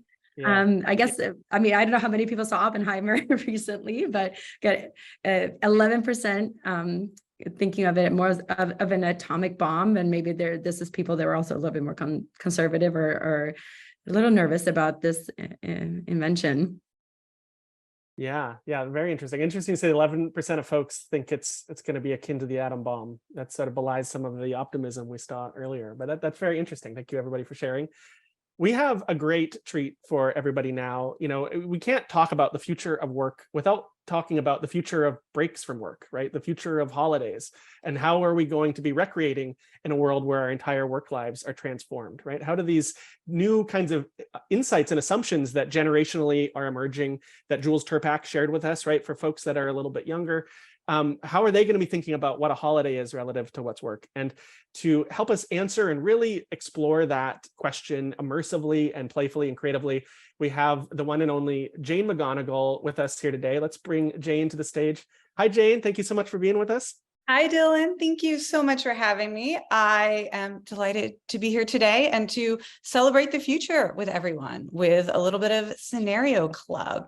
I am representing the Institute for the Future's first public membership program, Urgent Optimists. If we have any Urgent Optimists in the room today, give me a little heart or a thumbs up so I can wave hello at you. Amazing. Oh, look at all that.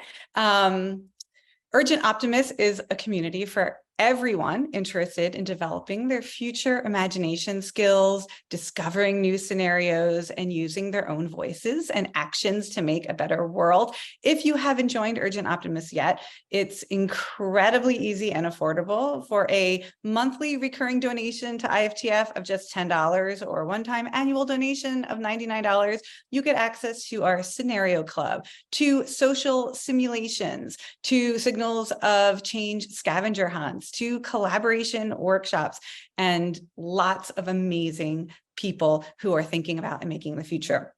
We're going to do a little bit of Urgent Optimism today in the form of a quick scenario club. We have a monthly scenario club. It's like a book club, but instead of talking about a different book each month, we talk about a different future scenario. A future scenario, of course, is a destination for mental time travel. It's a description of a particular future we might wake up in, and it's always a world where at least one thing is dramatically different from today. And the great thing about a scenario club is that it gives us ways to take mental time trips together, right? It gives us a common destination so we can all imagine the same future from our unique points of view and tap into that power of collective imagination.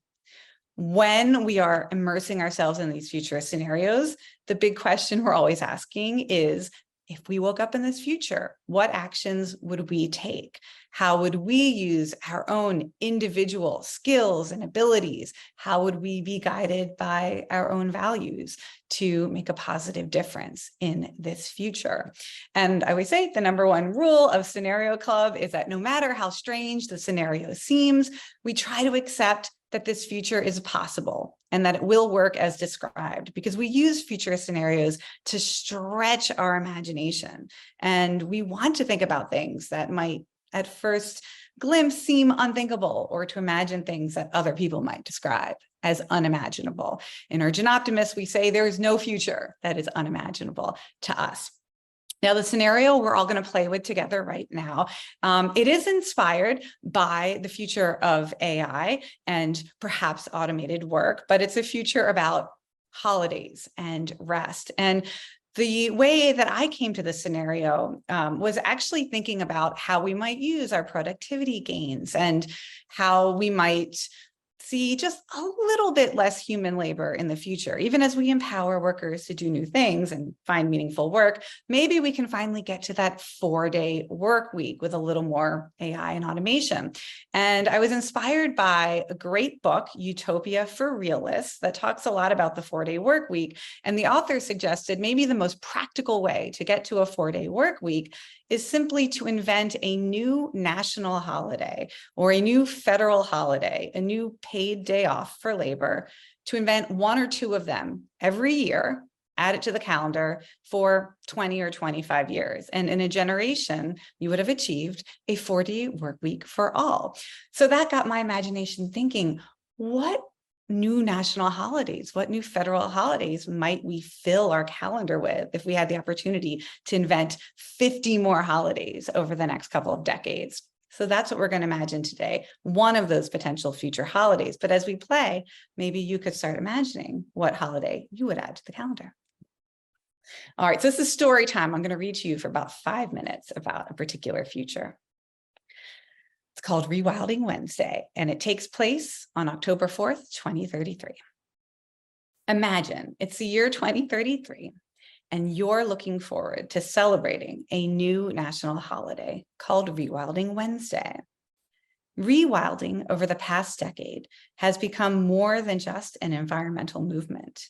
It's now one of the most important multi-solving strategies for improving climate resilience, boosting physical and mental health, and increasing community well-being worldwide.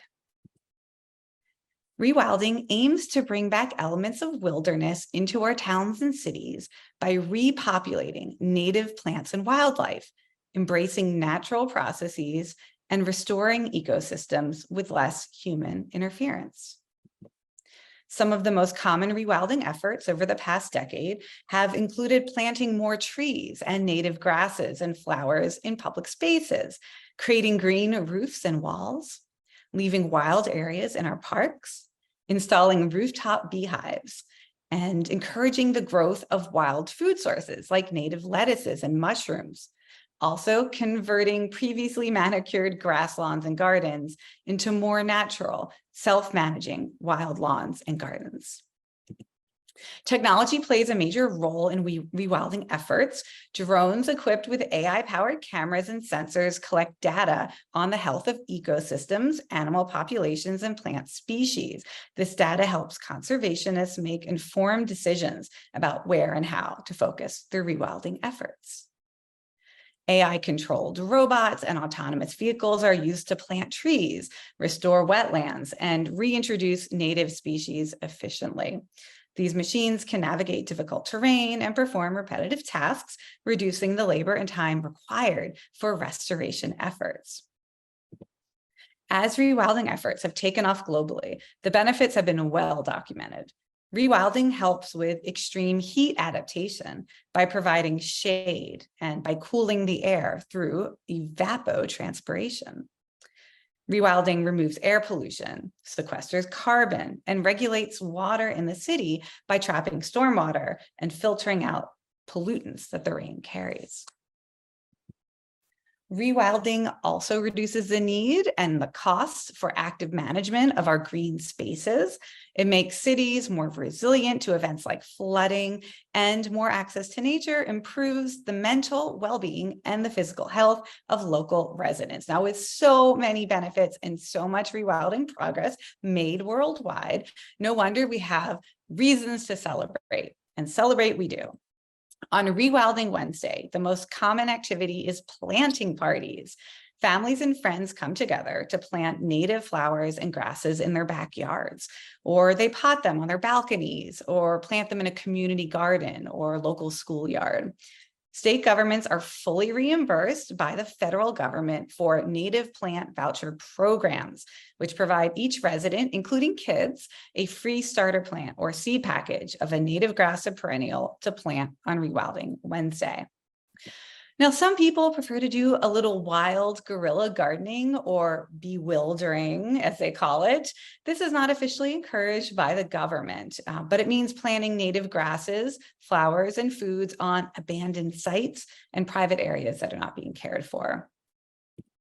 Another Rewilding Wednesday custom is to spend relaxing time in a local rewilded space, breathing in some healing phytoncides. Now, phytoncides, these are the natural chemicals in trees and plants that have antibacterial and antifungal qualities that help the plants fight disease. And when we breathe in these chemicals, our bodies respond by increasing the number and activity of a type of white blood cell called natural killer cells, which boosts our own immune systems, lowers our blood pressure, and improves our heart health. After all that planting and local forest bathing, many people end Rewilding Wednesday with a foraged feast. Whether it's a small meal with friends and family, or a community feast, or block party potluck, this meal is made up mainly of wild foraged food from local rewilded yards and community rewilded spaces. In the Bay Area here in California, where I live, for example, people serve smoked and pickled mushrooms and pine tip cookies. Yum. Rewilding Wednesday takes place each year on the first Wednesday in October, because that's the best time of year to plant native grasses and perennials in the Northern Hemisphere. Now, in the Southern Hemisphere, countries celebrate it on the first Wednesday in May, and it's a paid federal holiday, so most workers and students do get the day off. Now, Wednesday is an unusual day of the week for a federal holiday. More commonly, they're celebrated on Mondays, so people get 3 consecutive days off from school or work. This holiday is different. It celebrates sustainability efforts to rewild local neighborhoods and backyards. So it's important that people celebrate it locally. Putting the holiday in the middle of the school week, the middle of the work week, makes it less likely that people will make it a 3-day weekend and travel somewhere. So Rewilding Wednesday, it's not for travel. This is for honoring and celebrating our own backyards. So this year, you've got the day off and you're looking forward to celebrating Rewilding Wednesday. Can you imagine it? What native grass or flower will you plant? Where will you plant it? What locally rewilded space will you visit? And who will you have a foraged feast with? What are you eating at the feast? Happy Rewilding Wednesday. So that's a holiday that I can imagine for the future. Now I'd like to imagine it in a little more detail with you. We always have some moments of choice with Scenario Club. What would you think and feel and do in this future? So now I want you to imagine that the scenario is actually happening in real life. And my first question for you is simply, just in 1 or 2 words, how do you feel about this future? How would you feel if you woke up in this future? So you should be able to enter a word or 2 into this poll. So let's get some emotions. You know, what are you feeling in this future? Now, what'll happen? It's a little harder to show the results in a multiple choice poll, but in a moment, we will copy and paste some of your answers and show them back in chat. It looks like we've ended the poll already. So I think we've already got hundreds of emotions from you. So we're going to see if they show up in the chat. Let's see.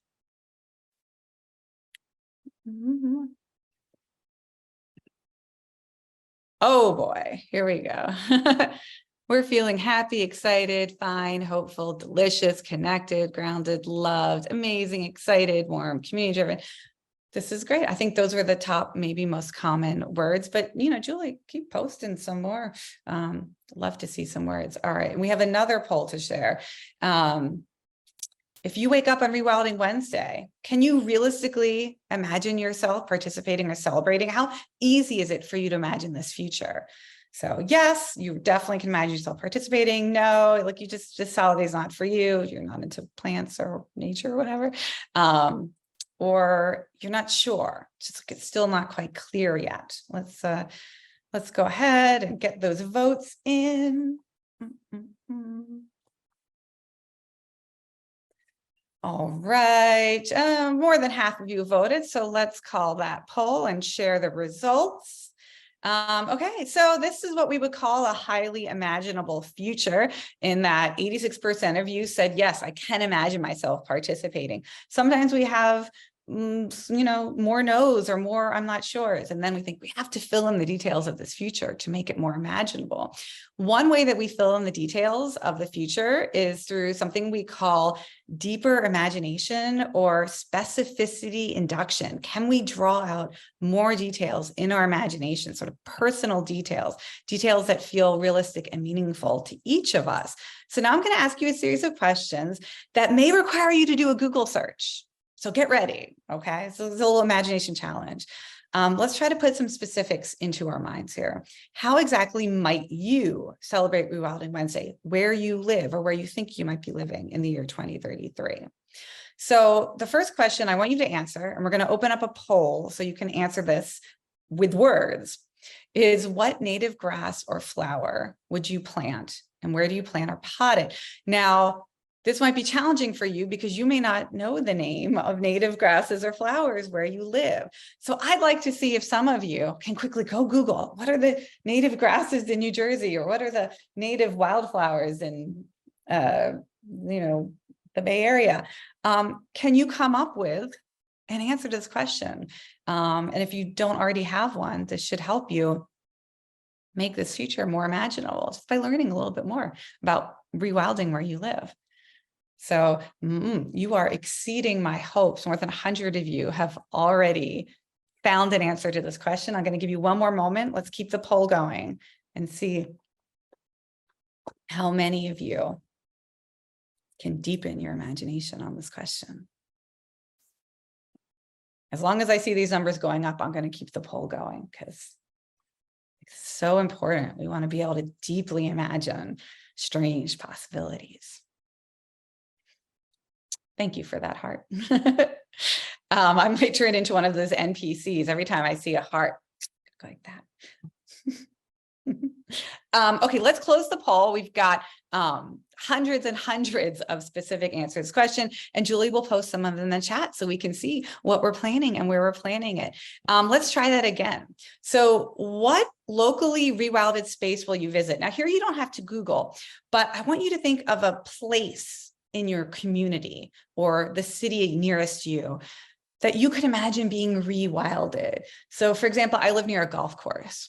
So I'm going to imagine that that golf course, sorry, golfers, has been rewilded and you can't really play golf there. Maybe you play a new version of golf that, I don't know, is more in tune with nature and wildlife. So where do you think will be rewilded in the next decade? What's a specific place you can imagine? Can we get that poll up, Julie, so people can answer that question? Or who's ever putting up the polls? Let's see. Here it comes. All right. How many of you can think of a specific place that might be rewilded?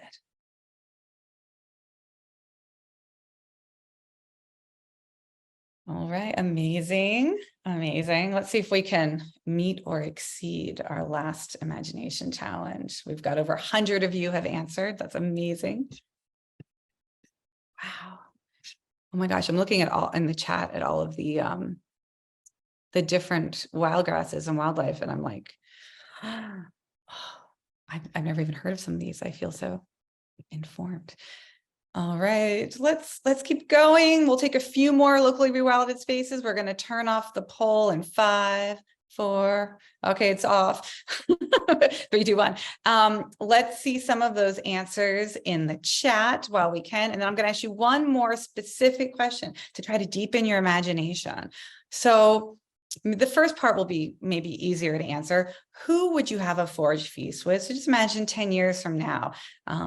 Who are you going to spend this meal with? And if you are able to think of or Google quickly, what's the type of food that you could forage in your own climate, your own microclimate, your own native environment? What wild food would you be eating? Like I said, pine tip cookies is definitely a possibility for me here in the Bay Area, and smoking and pickling some mushrooms. And I'm imagining that my husband and I host it. My kids will be 18 in 10 years, so they hopefully will still want to hang out with us. We'll invite them and some of their friends too. All right, over 100 of you have already imagined who you're eating a forage feast with and what food you're eating. I'm going to give you a moment to deepen your imagination. Oh, look at all these places that you've rewilded, all the old parking lots and unused office spaces, cemeteries being rewilded. Very interesting. Older industrial areas. I love it. Ooh, all right. Let's give you one more second, last chance to get some deep imagination, and we'll end that poll and we'll get some of your imagine feasts into the chat. And then the last question I'll leave you with, although we're not going to do a poll on this, but we always invite people, if you don't like a future that we're imagining, there's something about it that doesn't fit with your sense of what a beautiful future or a fair future, a just future, a healthy future, an abundant future. If something doesn't work for you about the scenario, how would you change it? So we always leave room to imagine, are you protesting this future? Are you resisting it? Are you trying to change it? What are you doing to make this a better future? And we always say, rewriting a scenario is like a rehearsal for changing the future. So if you wanted to rewrite this holiday in some way to make it better representative of a future you want, we always invite people to do that as well. So maybe you will let your imagination run. Well, we normally say run wild, but let your imagination run rewild on that scenario. We always want to give you some signals of change that you can follow to learn more about the real things happening today that inspired the scenario. So here are some of my favorite ways to get involved and deepen our understanding of this possible future. There is an online magazine called Rewilding. We're going to put all of these links in chat, but here they are. So you just want to read, sort of like a lifestyle magazine, 6 Steps to Rewilding at Home. Check out the magazine. There's an amazing group called Green Earth Gardeners based in the Bay Area, but they will send across the country these little seed shakers or like salt shakers, but you just sort of throw them around as you walk by different public spaces or green spaces to get some local wildflower sort of blooming. So you can order one for your region. There's a group called Rewild that's very focused on helping connect people with actions they can take to support rewilding efforts. So if you want to take action, check out Rewild. If you just want to know like what's going on and what are the most amazing, big, epic projects people are working on for rewilding, I really like the Rewilding Europe organization. They have a network where you can connect with big, ambitious rewilding efforts. So that's a great place to learn about what's going on. And there's a really cool blog called Rewilding Earth that has a news, kind of updating news from rewilding and new science, what we're learning, what works, what doesn't work. So that's a great place to inform your imagination as well. What we always do with each scenario is we score it to see how much urgent optimism it generates in our community. So I'm going to ask you our 3 scoring questions, and you can help me score the Rewilding Wednesday scenario. So let's bring up the first question that we always ask. And that question is, on a scale of 1 to 10, how realistic or plausible is this scenario? So 0 is not at all realistic. It's totally impossible. 10 is completely possible. I can definitely imagine this happening.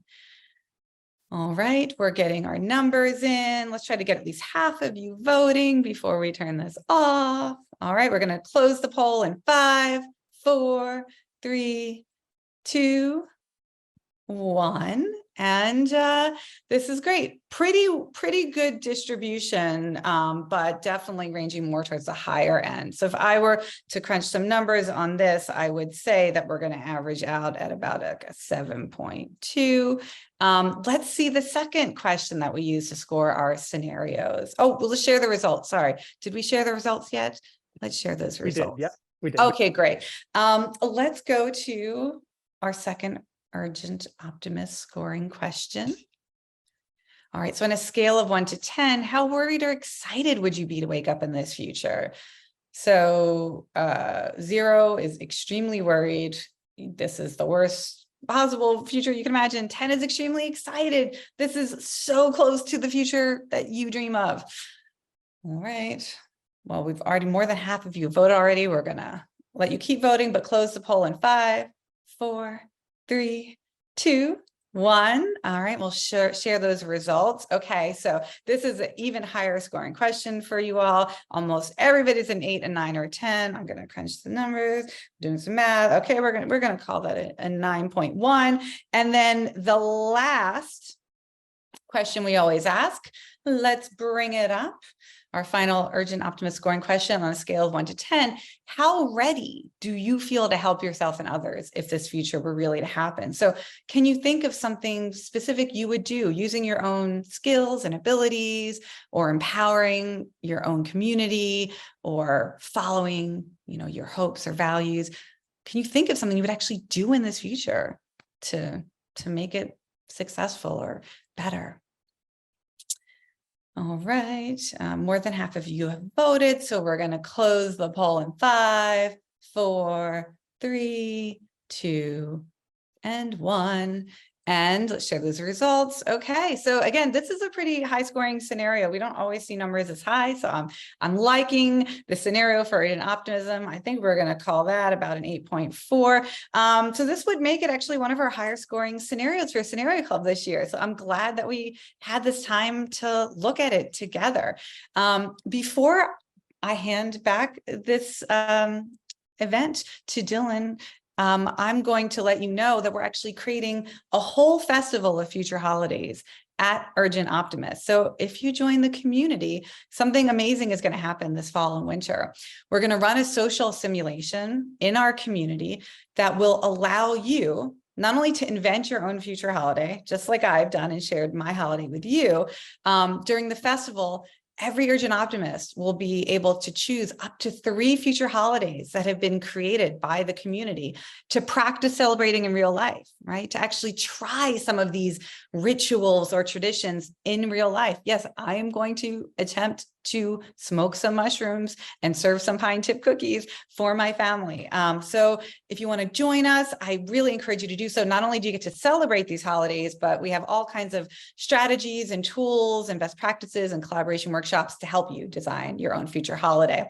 I'll leave you with just a few hints at the holidays that our community is creating using our 3-card brainstorming method, where we play a card that has a positive value, a type of celebration, and a future force. And we kind of think, what type of celebration do I want to imagine? What's the future force I'm interested in? So maybe you want to come with us and celebrate in a hopeful future, a block party related to direct democracy. Maybe you want to celebrate in a wise future, a holy day related to large learning models. Or you want to, in a just future, have a family tradition related to universal basic income. Maybe in a healthy future, you could have a rite of passage related to CRISPR genetic editing. In a hopeful future, there might be a parade related to housing as a human right. In a joyful future, there might be a street festival related to the demise of automobiles. I leave it up to you to imagine the future holiday that you would like to share with the world as a future possibility.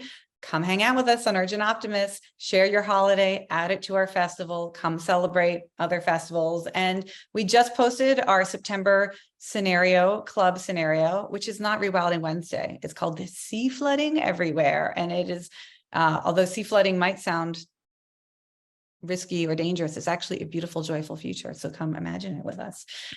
Thank you. I have loved being in community with all of you today.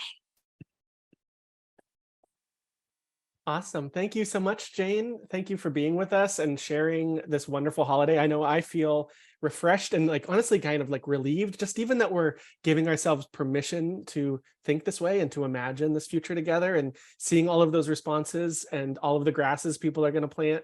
I mean, that is the necessary first step to getting the future that we want, right? Yes, we have to be able to imagine it before we can make it. And if you want to learn more, in addition to Urgent Optimists, Jane has a wonderful book that came out earlier this year called Imaginable, where she goes through a lot of these scenarios as well. And really, you know, that Urgent Optimist frame, I think, is so helpful, as so many folks today are feeling paralyzed by the challenges of things like climate change, like the challenges of AI, the kinds of migration that we're going to be anticipating in the future.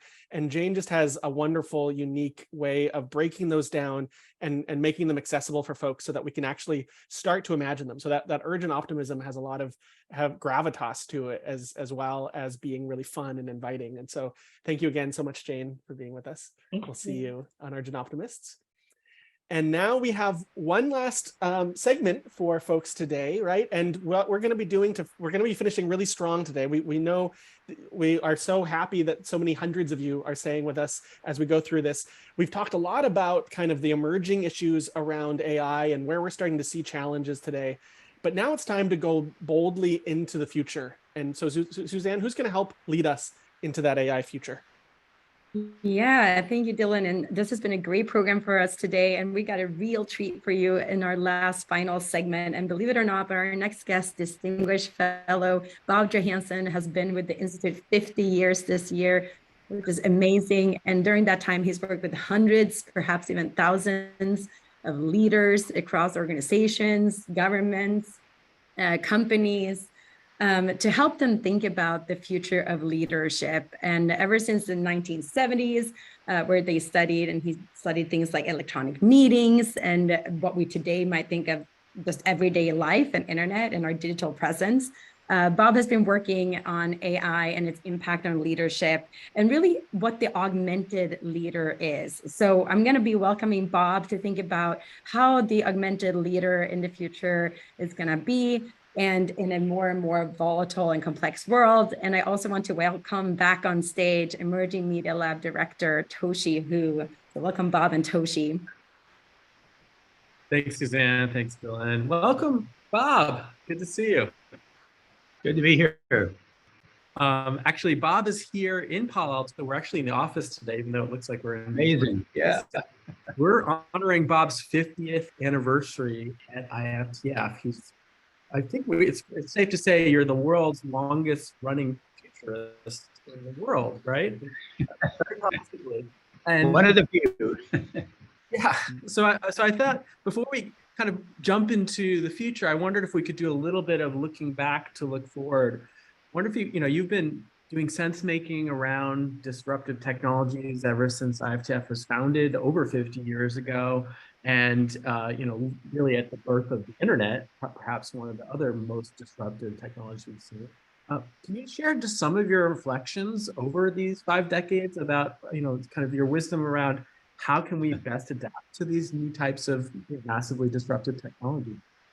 Sure, and it's great to be here in Palo Alto again. I have not been back to Palo Alto since March 6th, 2020. So I left my parking place. I did an event for a new book that was just coming out, and I disappeared not knowing I wouldn't be back until now.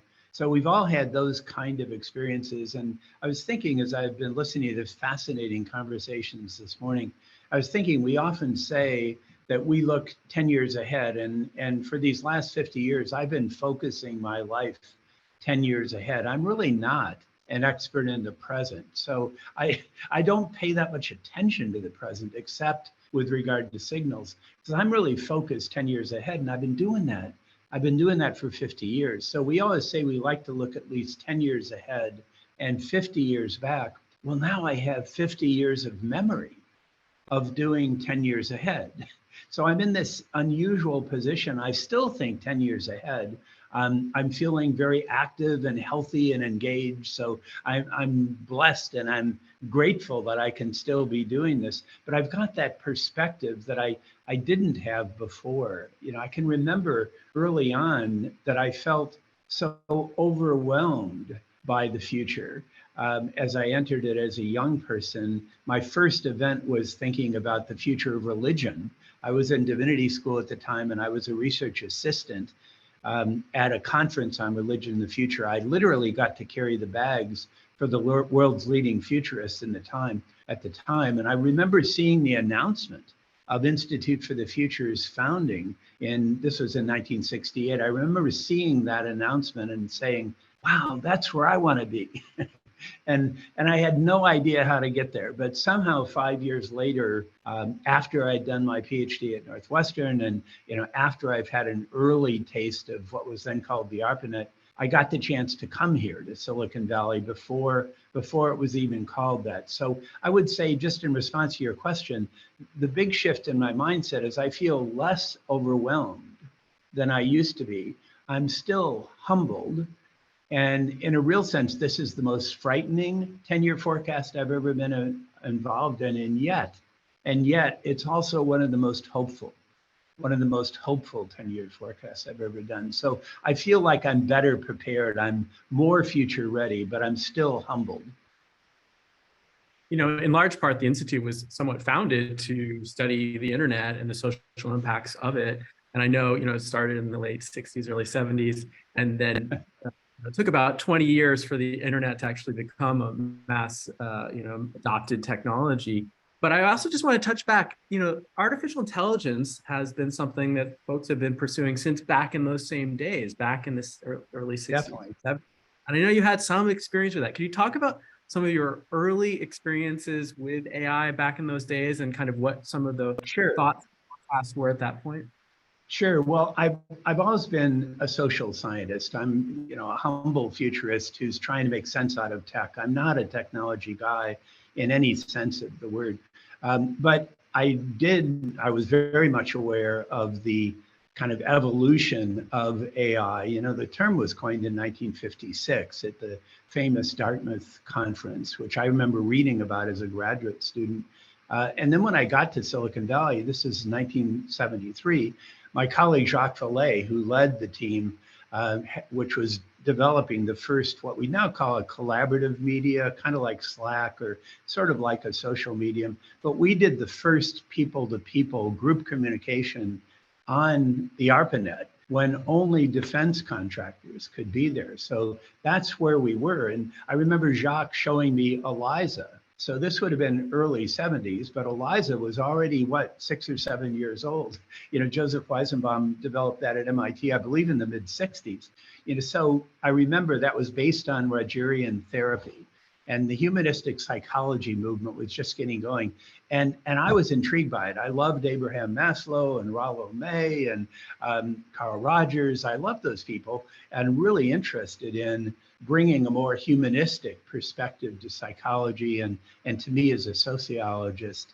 But when I first encountered ELIZA, I was just struck because it was easy to have a conversation. And of course, with Rogerian psychology, it listens and then plays back whatever you said as a question. So it's really pretty simple in terms of the algorithmic response. But it was amazingly engaging. And I remember sitting with Jacques and interacting with ELIZA and having just a wonderful time with it. And Jacques finally said, he was trying to stump ELIZA, and he finally said, "You aren't competent." And ELIZA thought about it for a moment and then said, "How long have you thought I are not competent?"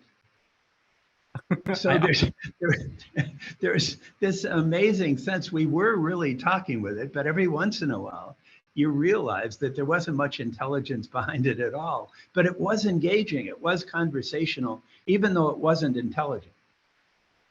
Yeah, for those who aren't familiar, ELIZA was one of the first chatbots created back, I believe, in the late 1950s, 1960s, and it was a psychology chatbot. And the creator got quite concerned. He was an MIT professor because I believe he went out and found his secretary had become a little bit addicted to chatting with ELIZA.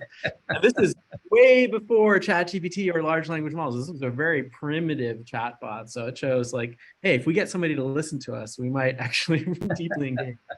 But I want to jump a little bit now into the work you're doing today. I know a large part of the work that you do at IFTF is around working with leadership, both in the public and the private sector. And here we are today. Folks are, thinking about generative AI, what it means. They're trying to understand how it's different from previous forms of AI. What are some of the kinds of questions that leadership is having today about generative AI and how this might change their workplaces? Yeah, so the challenge with thinking about what we call augmented leadership, or Lynn also talks about AI-enabled leadership, which I also like as a term. The challenge of thinking about this, we don't really have a good language to talk about what we're experiencing. And the language you do have is very misleading. So that term that was coined in 1956, that term artificial intelligence, was very unfortunate. And what we find as futurists is if you get your language right, it draws you toward the future.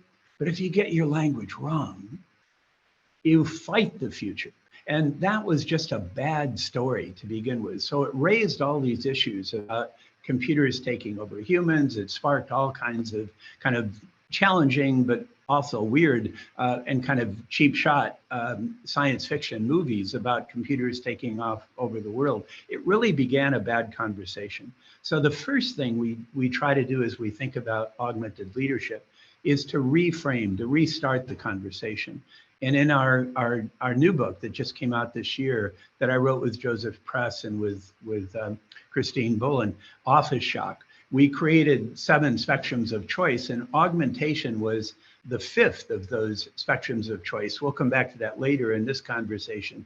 It was the 5th because we wanted to ask not how leaders will be replaced by computers, but how leaders will be augmented by leaders. So the fundamental question we're asking in our work now is, what do humans do best? What do computers do best? And my favorite question of all is how, as an individual leader, how you want to be augmented. And as we conclude this conversation, I'll share how I want to be augmented. I'm at a stage of my life now where I'm needing to be augmented physically in ways that I didn't need to be augmented when I was younger. But I'm also asking, what are the conversations that I want to continue when I'm gone?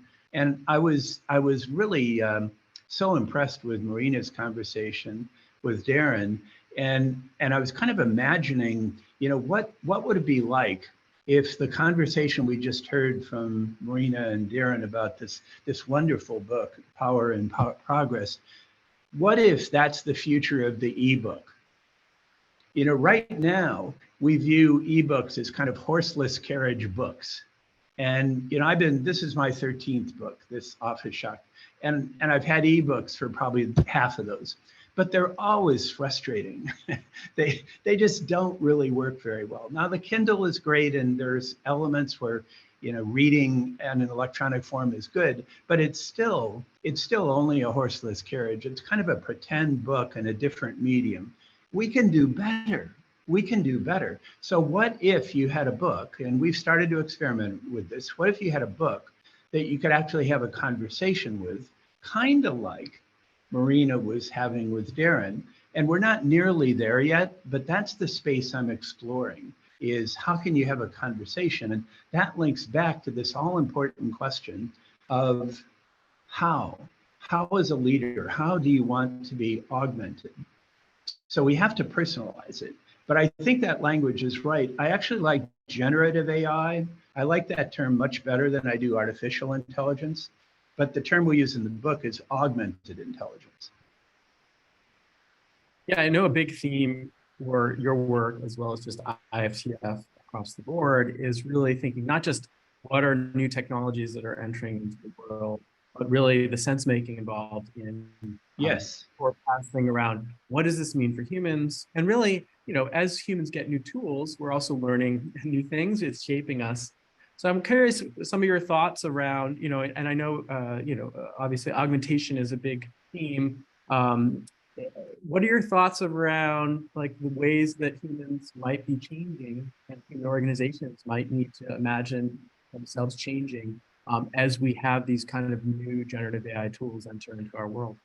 Yeah, yeah, that's really the focus of our work. And Marina actually got us started down this path. She's the first one that I heard ask that question of what do humans do best, what do machines do best, and then kind of sorting that out. I've just added to that conversation by bringing in the question of augmentation. How do we want to be augmented, or how can AI enable the conversation? And the transition that I've seen is really interesting. You know, we started with my experience of ELIZA. In the mid 80s, I was involved with Procter & Gamble in an effort that was called at the time Expert Systems. Expert Systems. And what it was really replacing experts with some form of artificial intelligence. And the first projects we worked on, the very first one was a coffee filter. And at the time, Procter & Gamble, one of our biggest clients over the years, Procter & Gamble owned Folgers Coffee. And the guy in South America who was responsible for the coffee blend that created that kind of consistent, pleasurable experience of Folgers Coffee, the guy was retiring. And a local company here called Technology, just down the street from us on University Avenue in the high rise to the east side of University Avenue, high up on the top of that was a company called Technology, where the CEO had his office repainted 5 times to get the best shade of black, where the corporate theme was Blade Runner. And they were creating an expert system to replace this guy as he retired. And there was a whole series of really interesting professors, including Ed Feigenbaum from Stanford, working on this. And they actually did a remarkably good job of recreating the process of coffee blending. So they didn't literally replace him. They ended up augmenting the next person. And as Darren was saying, they actually did use that to retrain the next generation of coffee blenders. So it never was a one-on-one replacement, but it was realizing that's not the direction. The other thing that happened right about then is the Tide people got involved, you know, giant brand of laundry detergent. And they created an expert system around stain detection. And the idea was if you have a stain in your clothes, you could go to the expert system and ask how to get it off. Now, it usually recommended a Procter & Gamble product, but not always. It was really an interesting kind of self-examination by P&G. And it was remarkably good. I think a derivative of it still lives on the Tide website. But the big lesson out of this that applies to your question about organizations and leadership, the big lesson is replacement did not work. And I don't think replacement is going to work except in really limited ways. But augmentation, particularly for leadership, augmentation for organizations, that's going to work big time. This is a really big deal. We've now reached that point where it's taken since 1956 to be an overnight success. And I really love Darren's analysis of the release of ChatGPT, which is it's certainly the fastest spreading signal I've ever seen in my career. But the reality of that is suddenly, without regulation, without guardrails, suddenly these options are available. And now we have to make the best out of the situation. But I think the situation is we've got a new kind of leadership now possible. So if you think 10 years ahead, all great leaders will be augmented. So in a sense, all great leaders will be cyborgs. You know, cyborg's a term coined at NASA. It was kind of the original spacesuit for going into foreign worlds. This is the spacesuit for going into the foreign world of the future. We're all going to be augmented. All great leaders are going to be augmented. The question is how. The question is not whether. If you're not going to be augmented, you're out of the game. You're out of the game. You won't be able to play the game. So the issue is how do we want to be augmented? And I think we can do so much better job now than we used to be able to do. Make that leadership more humane, make that leadership more organizationally effective, make that more meaningful work and more meaningful jobs that come out of the other side, and make the impact on society more positive than we've ever imagined possible. Yeah, it's such a great point. The emphasis on seeing this as a tool, not as a replacement. I think if you look at something like, even just the incredible work that DeepMind has done on building chess programs, Go programs that beat a human, the actual best, the most powerful team is a human AI team. And I think this is but it's also interesting because generative AI has a unique quality to it, which is that it hallucinates often. So, it's early folks were trying to create, replacement expert systems. Many folks argue today that you will need not only a human in the loop to validate what the generative AI systems are doing, but you're going to need experts in the loop, human experts. So, I mean, we're true, but I think that's part of your expectations too, Toshi.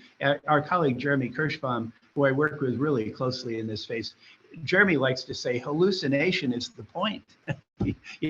That's why we're doing this. It's to push the edges. And the favorite word to me around generative AI is stretching. It's an options engine, not an answers engine. It's all about options. So it's all about stretching our minds. It's a thought partner to help us stretch our thinking. So if we create language around that, which again, it's more the language of augmentation, the language of extension, the language of enabling, that's a big start, but that's definitely the direction we're going. Yeah, I really can't emphasize that point enough. It's an options engine, not an answers engine. I think, folks who see this as, okay, we're going to have intelligence, needs to know that it's imagining things. That's what we've designed it to do. We're asking it, when Jeremy says, we're asking it to hallucinate, we're asking it to be creative. That's what's different. One of the primary differences between the forms of AI we're seeing today, generative AI versus, we've had AI for several years. Many organizations are using it, social media, recognition. Those are pattern recognition AI. That's generative right. Is pattern generation. We're generating new ideas. Now, some of those are not, not going to be valid or even ethical, but if you have a human loop to see those as a range of possibilities, to expand our. Right, I definitely think that's right. And you distinguish in the course, the Three Horizons course, you distinguish between the kind of other AI, the more general AI, the more deterministic AI, and Gen AI, the more stochastic, the more kind of open, imaginative sort of AI. I think you referred to earlier to DeepMind.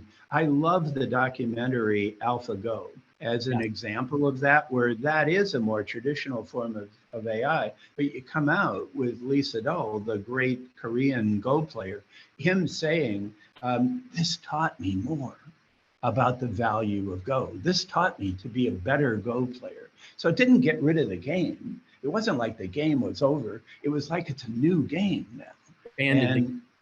Expanded the game, exactly.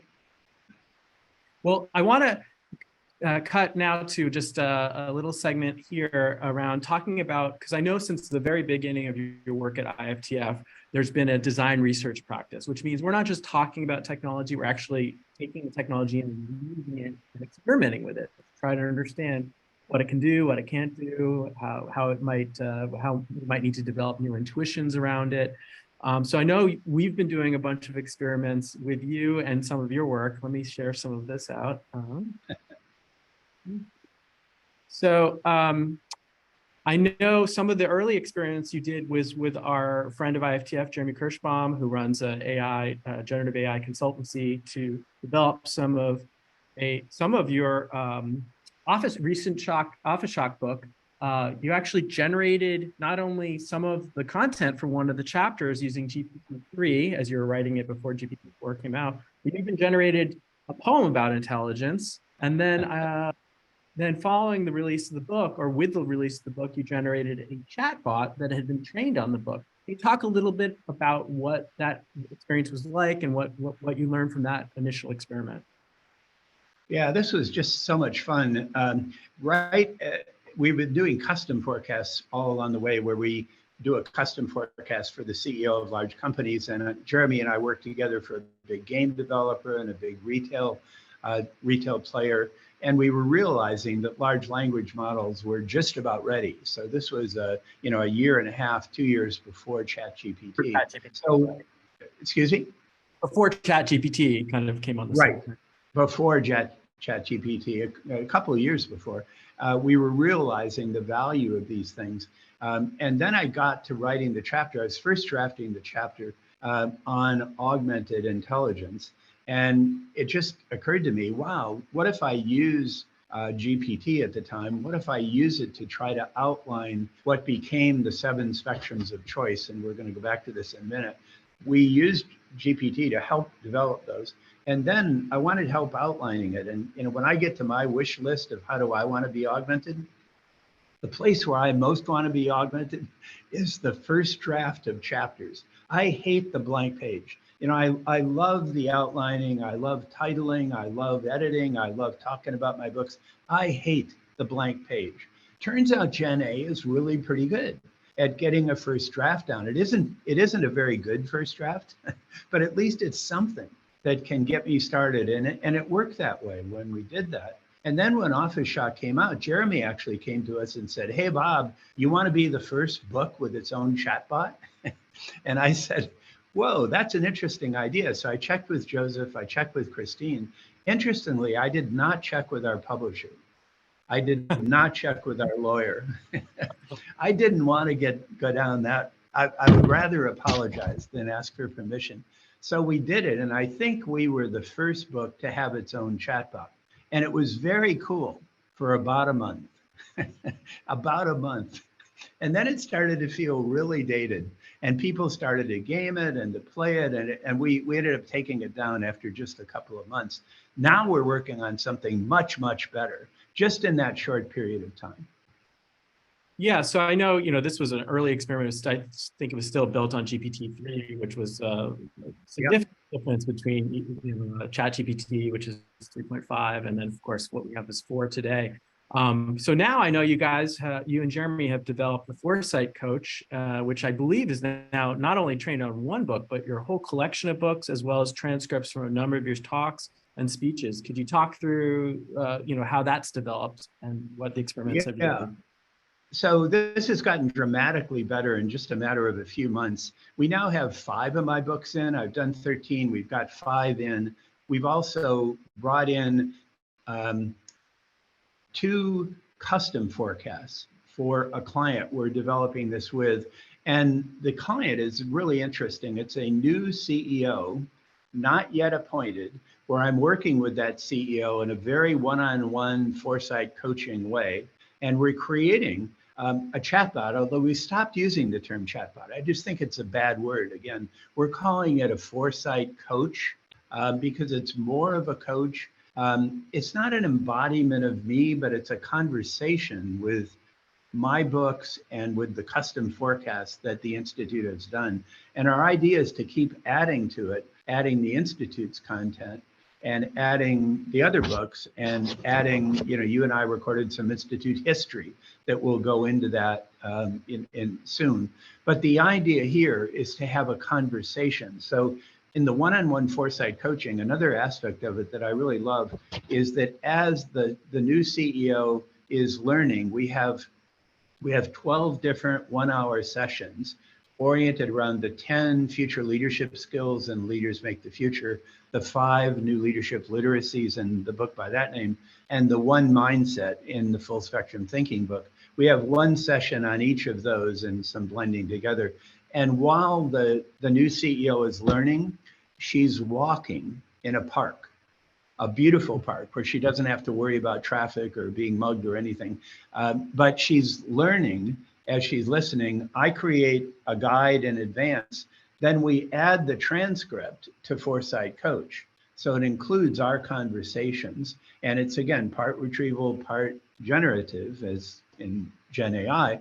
And that's, by the end of the 12 sessions, she has the documentation in the form of PowerPoint, but she also has the documentation as Foresight Coach. So she can continue to ask questions through the Foresight Coach, even after I'm gone. And it can be an ongoing way. And then the idea is, as she becomes the new CEO, she will develop a leadership program for her leadership team off of this content, off of this model, and will extend the Foresight Coach to reach not only her, but her team. Now, it's so interesting when you told me about these bioempathy conversations that you were having with CEOs. It struck me that this question of what are humans good at. Well, AI still is not embodied in this world, and it's so interesting to me that within these new frameworks and these engagements you're having, you're making sure that the humans are fully embodied during the conversation.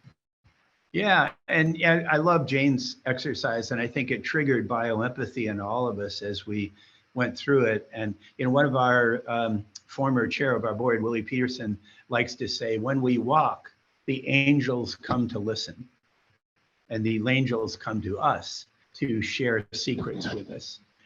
And walking and learning is one of the most powerful things to do. And I think that if you can build in these bioempathy issues, these human issues with AI, that's a very powerful combination. But we're also recording, and then we feed that conversation back into the Foresight Coach. Yeah, it's so interesting. I think if you if you recorded every word that was spoken in IFTF conversations, one of the most common phrases that would come up would be, "We look forward to continuing the conversation," because these are yes, up to new possibilities. And in many ways, these large language models are really good at continuing the conversation beyond the discussion you have, beyond the book that you've read, beyond the talk that you've seen. So let me just show a couple more examples. Unfortunately, our friend and colleague, Jeremy Kirschbaum, couldn't be here to walk us through this because this is something that he's really been developing. But as he explained to me, the Foresight Coach initially started just as a text-based conversation. And then eventually, one of the experiments was to add in a generative AI image into the response. It sounds like when I talked to Jeremy that maybe the generative AI images weren't relevant and weren't that useful to folks. So then the next iteration. Just a comment on that. What we found is the generative images like in Midjourney or something like that, or DALL-E, those are most useful for group workshop forums because they spark conversation of groups. This is more for a conversation one-on-one for individuals, where the kind of source of truth, the boundary of inquiry, is my books and the custom forecast. So we're constraining the conversation in that way. But you're really right. At the Institute, we don't predict the future. We provoke foresight to insight conversations. And this tool is really good for that. It just turned out the kind of image generation you see here was more useful for workshops than it was for the one-on-one coaching. Yeah, especially generating it live together. Yeah, yes. Well, I know the next iteration of the Foresight Coach, then Jeremy was able to add in a technique called, folks might see this term more and more, RAG, R-A-G, retrieval augmented generation, which means you're not just using the language model, you're not just pulling from your own source text, but you're able to create external databases that the LLM can call upon. So Jeremy created a whole database, all of the diagrams from your book, and so the Foresight Coach is now able to bring up diagrams. Is that correct?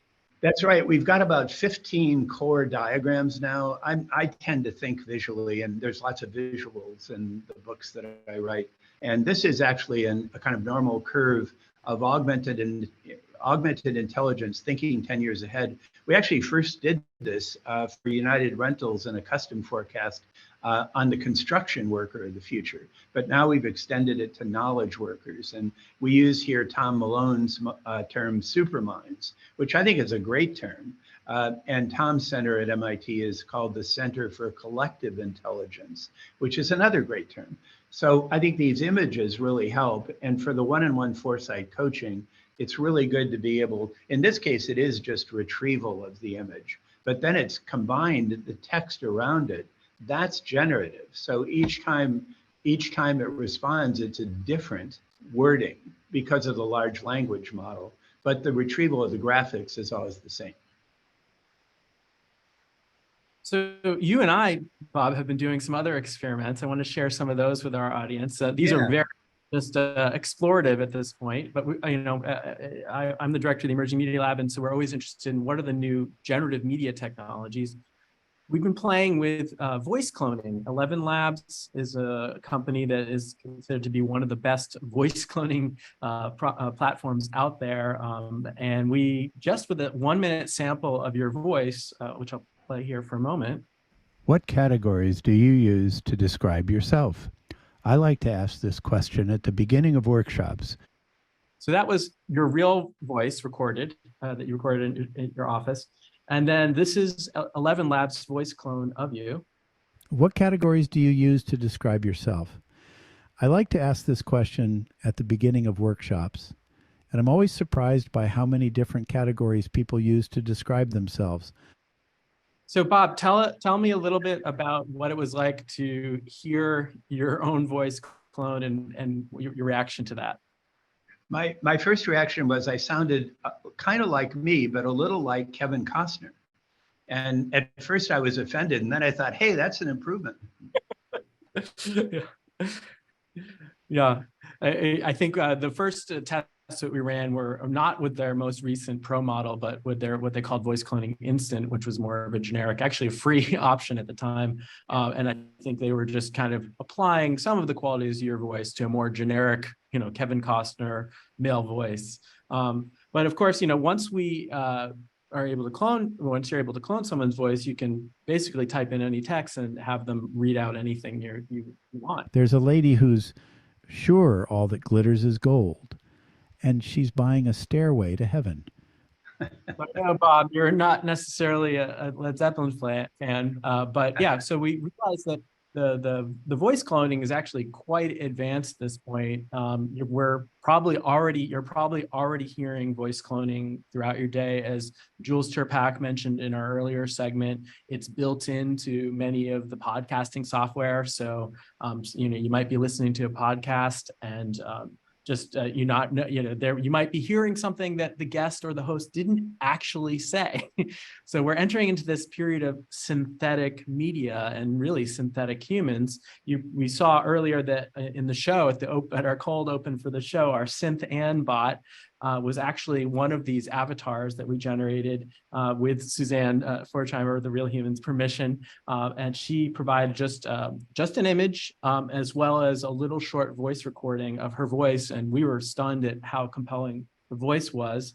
We've been doing some of those experiments with you, Bob, where we we did a voice clone using HeyGen, and we used their most basic feature called Talking Photo. I'll show a little sample of that so the audience can see. This is the same technique we use for Synth Ann. It's a little rough on the edges. Hello, I'm BobBot, a synthetic version of the real human Bob Johansson. My voice was cloned using AI, and my image can be animated using this Talking Photo feature.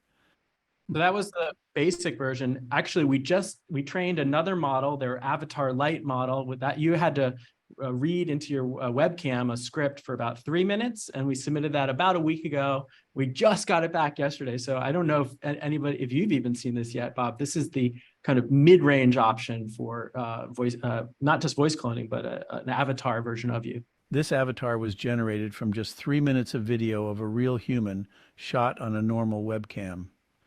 As you can see, this probably won't fool anyone looking too closely, but these AI-generated avatars are getting more sophisticated and realistic every day.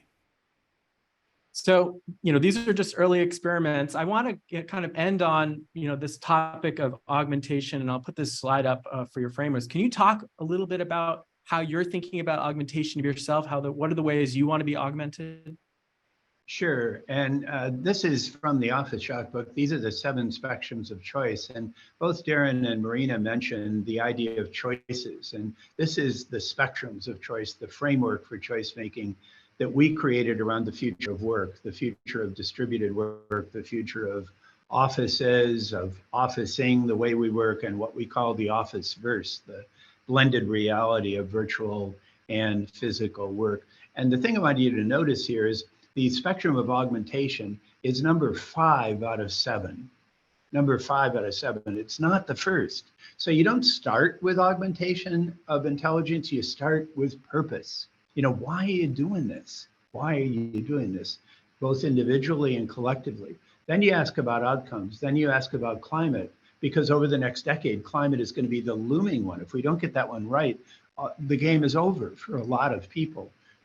Then who do you want to office with? And that kind of sets up how do you want to be augmented. Then you get to when do we go back to the office and what should the office be like? Again, that's not first. That's 6 out of 7. And then finally agility. So these spectrums of choice, I think, are just so important as a framework. And then once you have your purpose down, then you can develop your language. And I do want to share some of how I want to be augmented. Can I do that now, Toshi? Yeah, please tell us, what are your thoughts about Okay, and I'm going to just briefly highlight these because I updated it as I was listening to the conversation today. I recommend that all of you create something like this. And the template that I suggest for how you want to be augmented is thinking future back from 2033. Use the open phrase, I want help, ... And here's what I got so far, but I'm working on this all the time. I want help writing first drafts of chapters of books that I write. I want help stretching my thinking on any topic I'm working with. I want help reaching new audiences. I want a way to talk with my books. And here, I'm really kind of eerie about the voice clone and about the avatar. It kind of takes me into the uncanny valley, and I don't want to stay there. I don't want to be narcissistic about this, but I do want to have a lasting impact after I'm gone. So I want people to be able to talk with our content, not necessarily with me personally. So I want the system to become more conversational, but I'm not sure I want to go into the voice cloning and the avatar yet. I'm still hesitant. I want help finding and filtering new signals. We talk about clarity filters in the Full Spectrum Thinking book. I want help surfacing and challenging my own assumptions. I want help understanding with empathy ideas and behaviors that I might find off-putting or offensive. In other words, I want to talk about the untalkable. I want to think about the unthinkable. And then finally, I want help understanding how people are using my books. And here's where I was really impressed with how Jules talked about and also how Madeline talked about the amount of data that we can get to understand how people are using our content and particularly the books. And I want to come back as we end is that maybe, just maybe, Gen AI, the way we're thinking of it, is hinting at the future of ebooks. Thanks so much, Bob. It's always an honor and pleasure chatting with you. Thank you. Thoughts on the future? Awesome. Thank you so much, Bob. Again, just reiterate Toshi's words. We would much rather have you than the bot, no matter how animated it is. And we're very privileged to have you here with us today. So thank you so much. Let's bring Suzanne on, and we'll leave Toshi on for a second here too. Toshi, thank you so much for that great interview with Bob and for all of unpacking some of the explorations we've been doing. We have one final poll for folks today, so I want to get everybody here to kind of get these reactions to this poll. So we want to ask the audience now, how do you want to be augmented? Let's if we can get that poll up. We've got a few options here. I wish they were as thoughtful as Bob's, but you can look at a few different options here, ranging from attending meetings on your behalf with that kind of Bob bot kind of animated sort of, if you know, it's an uncanny valley play. Do you want just offering coaching through the day or coordinating your schedule? We'd love to hear from you. See those answers flooding in now. Toshi, while we're waiting for that, how do you want to be augmented? I love exploring possibilities. I'm spending a lot of time every day right now going down many rabbit holes of exploring possible futures, and also just for my own life at this point, as well as, you know, for my work. So I think I really live by that, even beyond just using generative AI, of like, my life is really about exploring possibilities. And this tool is just so unique and unusual in that way, that it allows us to not just explore possibilities, but explore from a range of different perspectives. We heard this term collective intelligence here several times today. And I think, I love when folks talk about that these LLMs in many ways represent kind of an incarnation of collective intelligence, not just the input and the training data, but also the connections that are made. That's really essentially underneath the hood. What all these LLMs, these neural nets, that's all they are, is relationships between words and ideas, and increasingly images and sounds too. So I love the idea of kind of surfing this possibility space to generate new options and ideas and new futures and pathways for ourselves as humans. Absolutely. Thank you. And so I'll share the results back here so folks can see them. So we've actually got a wide mix of things. People are interested in using this technology for a lot of different things that we're seeing. And like you, I really love that it came up that point in the interview around generative AI really being this kind of possibility engine, this possibility explorer. You mentioned it several times. We talk about that a lot. I think that's really emerged for me as one of these central forecasts for this technology, is that it really is not an answer finder, but it is this possibility explorer, and it allows us to explore possibilities of ourselves and of our futures and of our collective futures. And we've done a lot of that today, and we're going to keep doing it in all of the work that we do together. One of the things that you're aware of, Toshi, that comes up in the Three Horizons class we've talked about is that there's a framework that I developed at IFTF some number of years ago called Systems Mythology. And I found, in terms of augmenting myself, that generative AI, and specifically the Claude 2 model, has helped me to understand this framework that I've been working with for years better than I ever have. Like, it's actually augmented my ability to understand kind of what's going on in my own mind in some cases. So anyway, a lot of really great potential going forward. Thanks again, Toshi, so much. We'll see you in the Three Horizons class, as well as at later on for our Vantage partner session. Maybe that'll be me, maybe that'll be both of us. And so Suzanne, so now we've gone through a lot of possibilities together on this journey. So we're going to leave some folks with some ways that they can continue the conversation, as we mentioned. What are some ways that we can do that?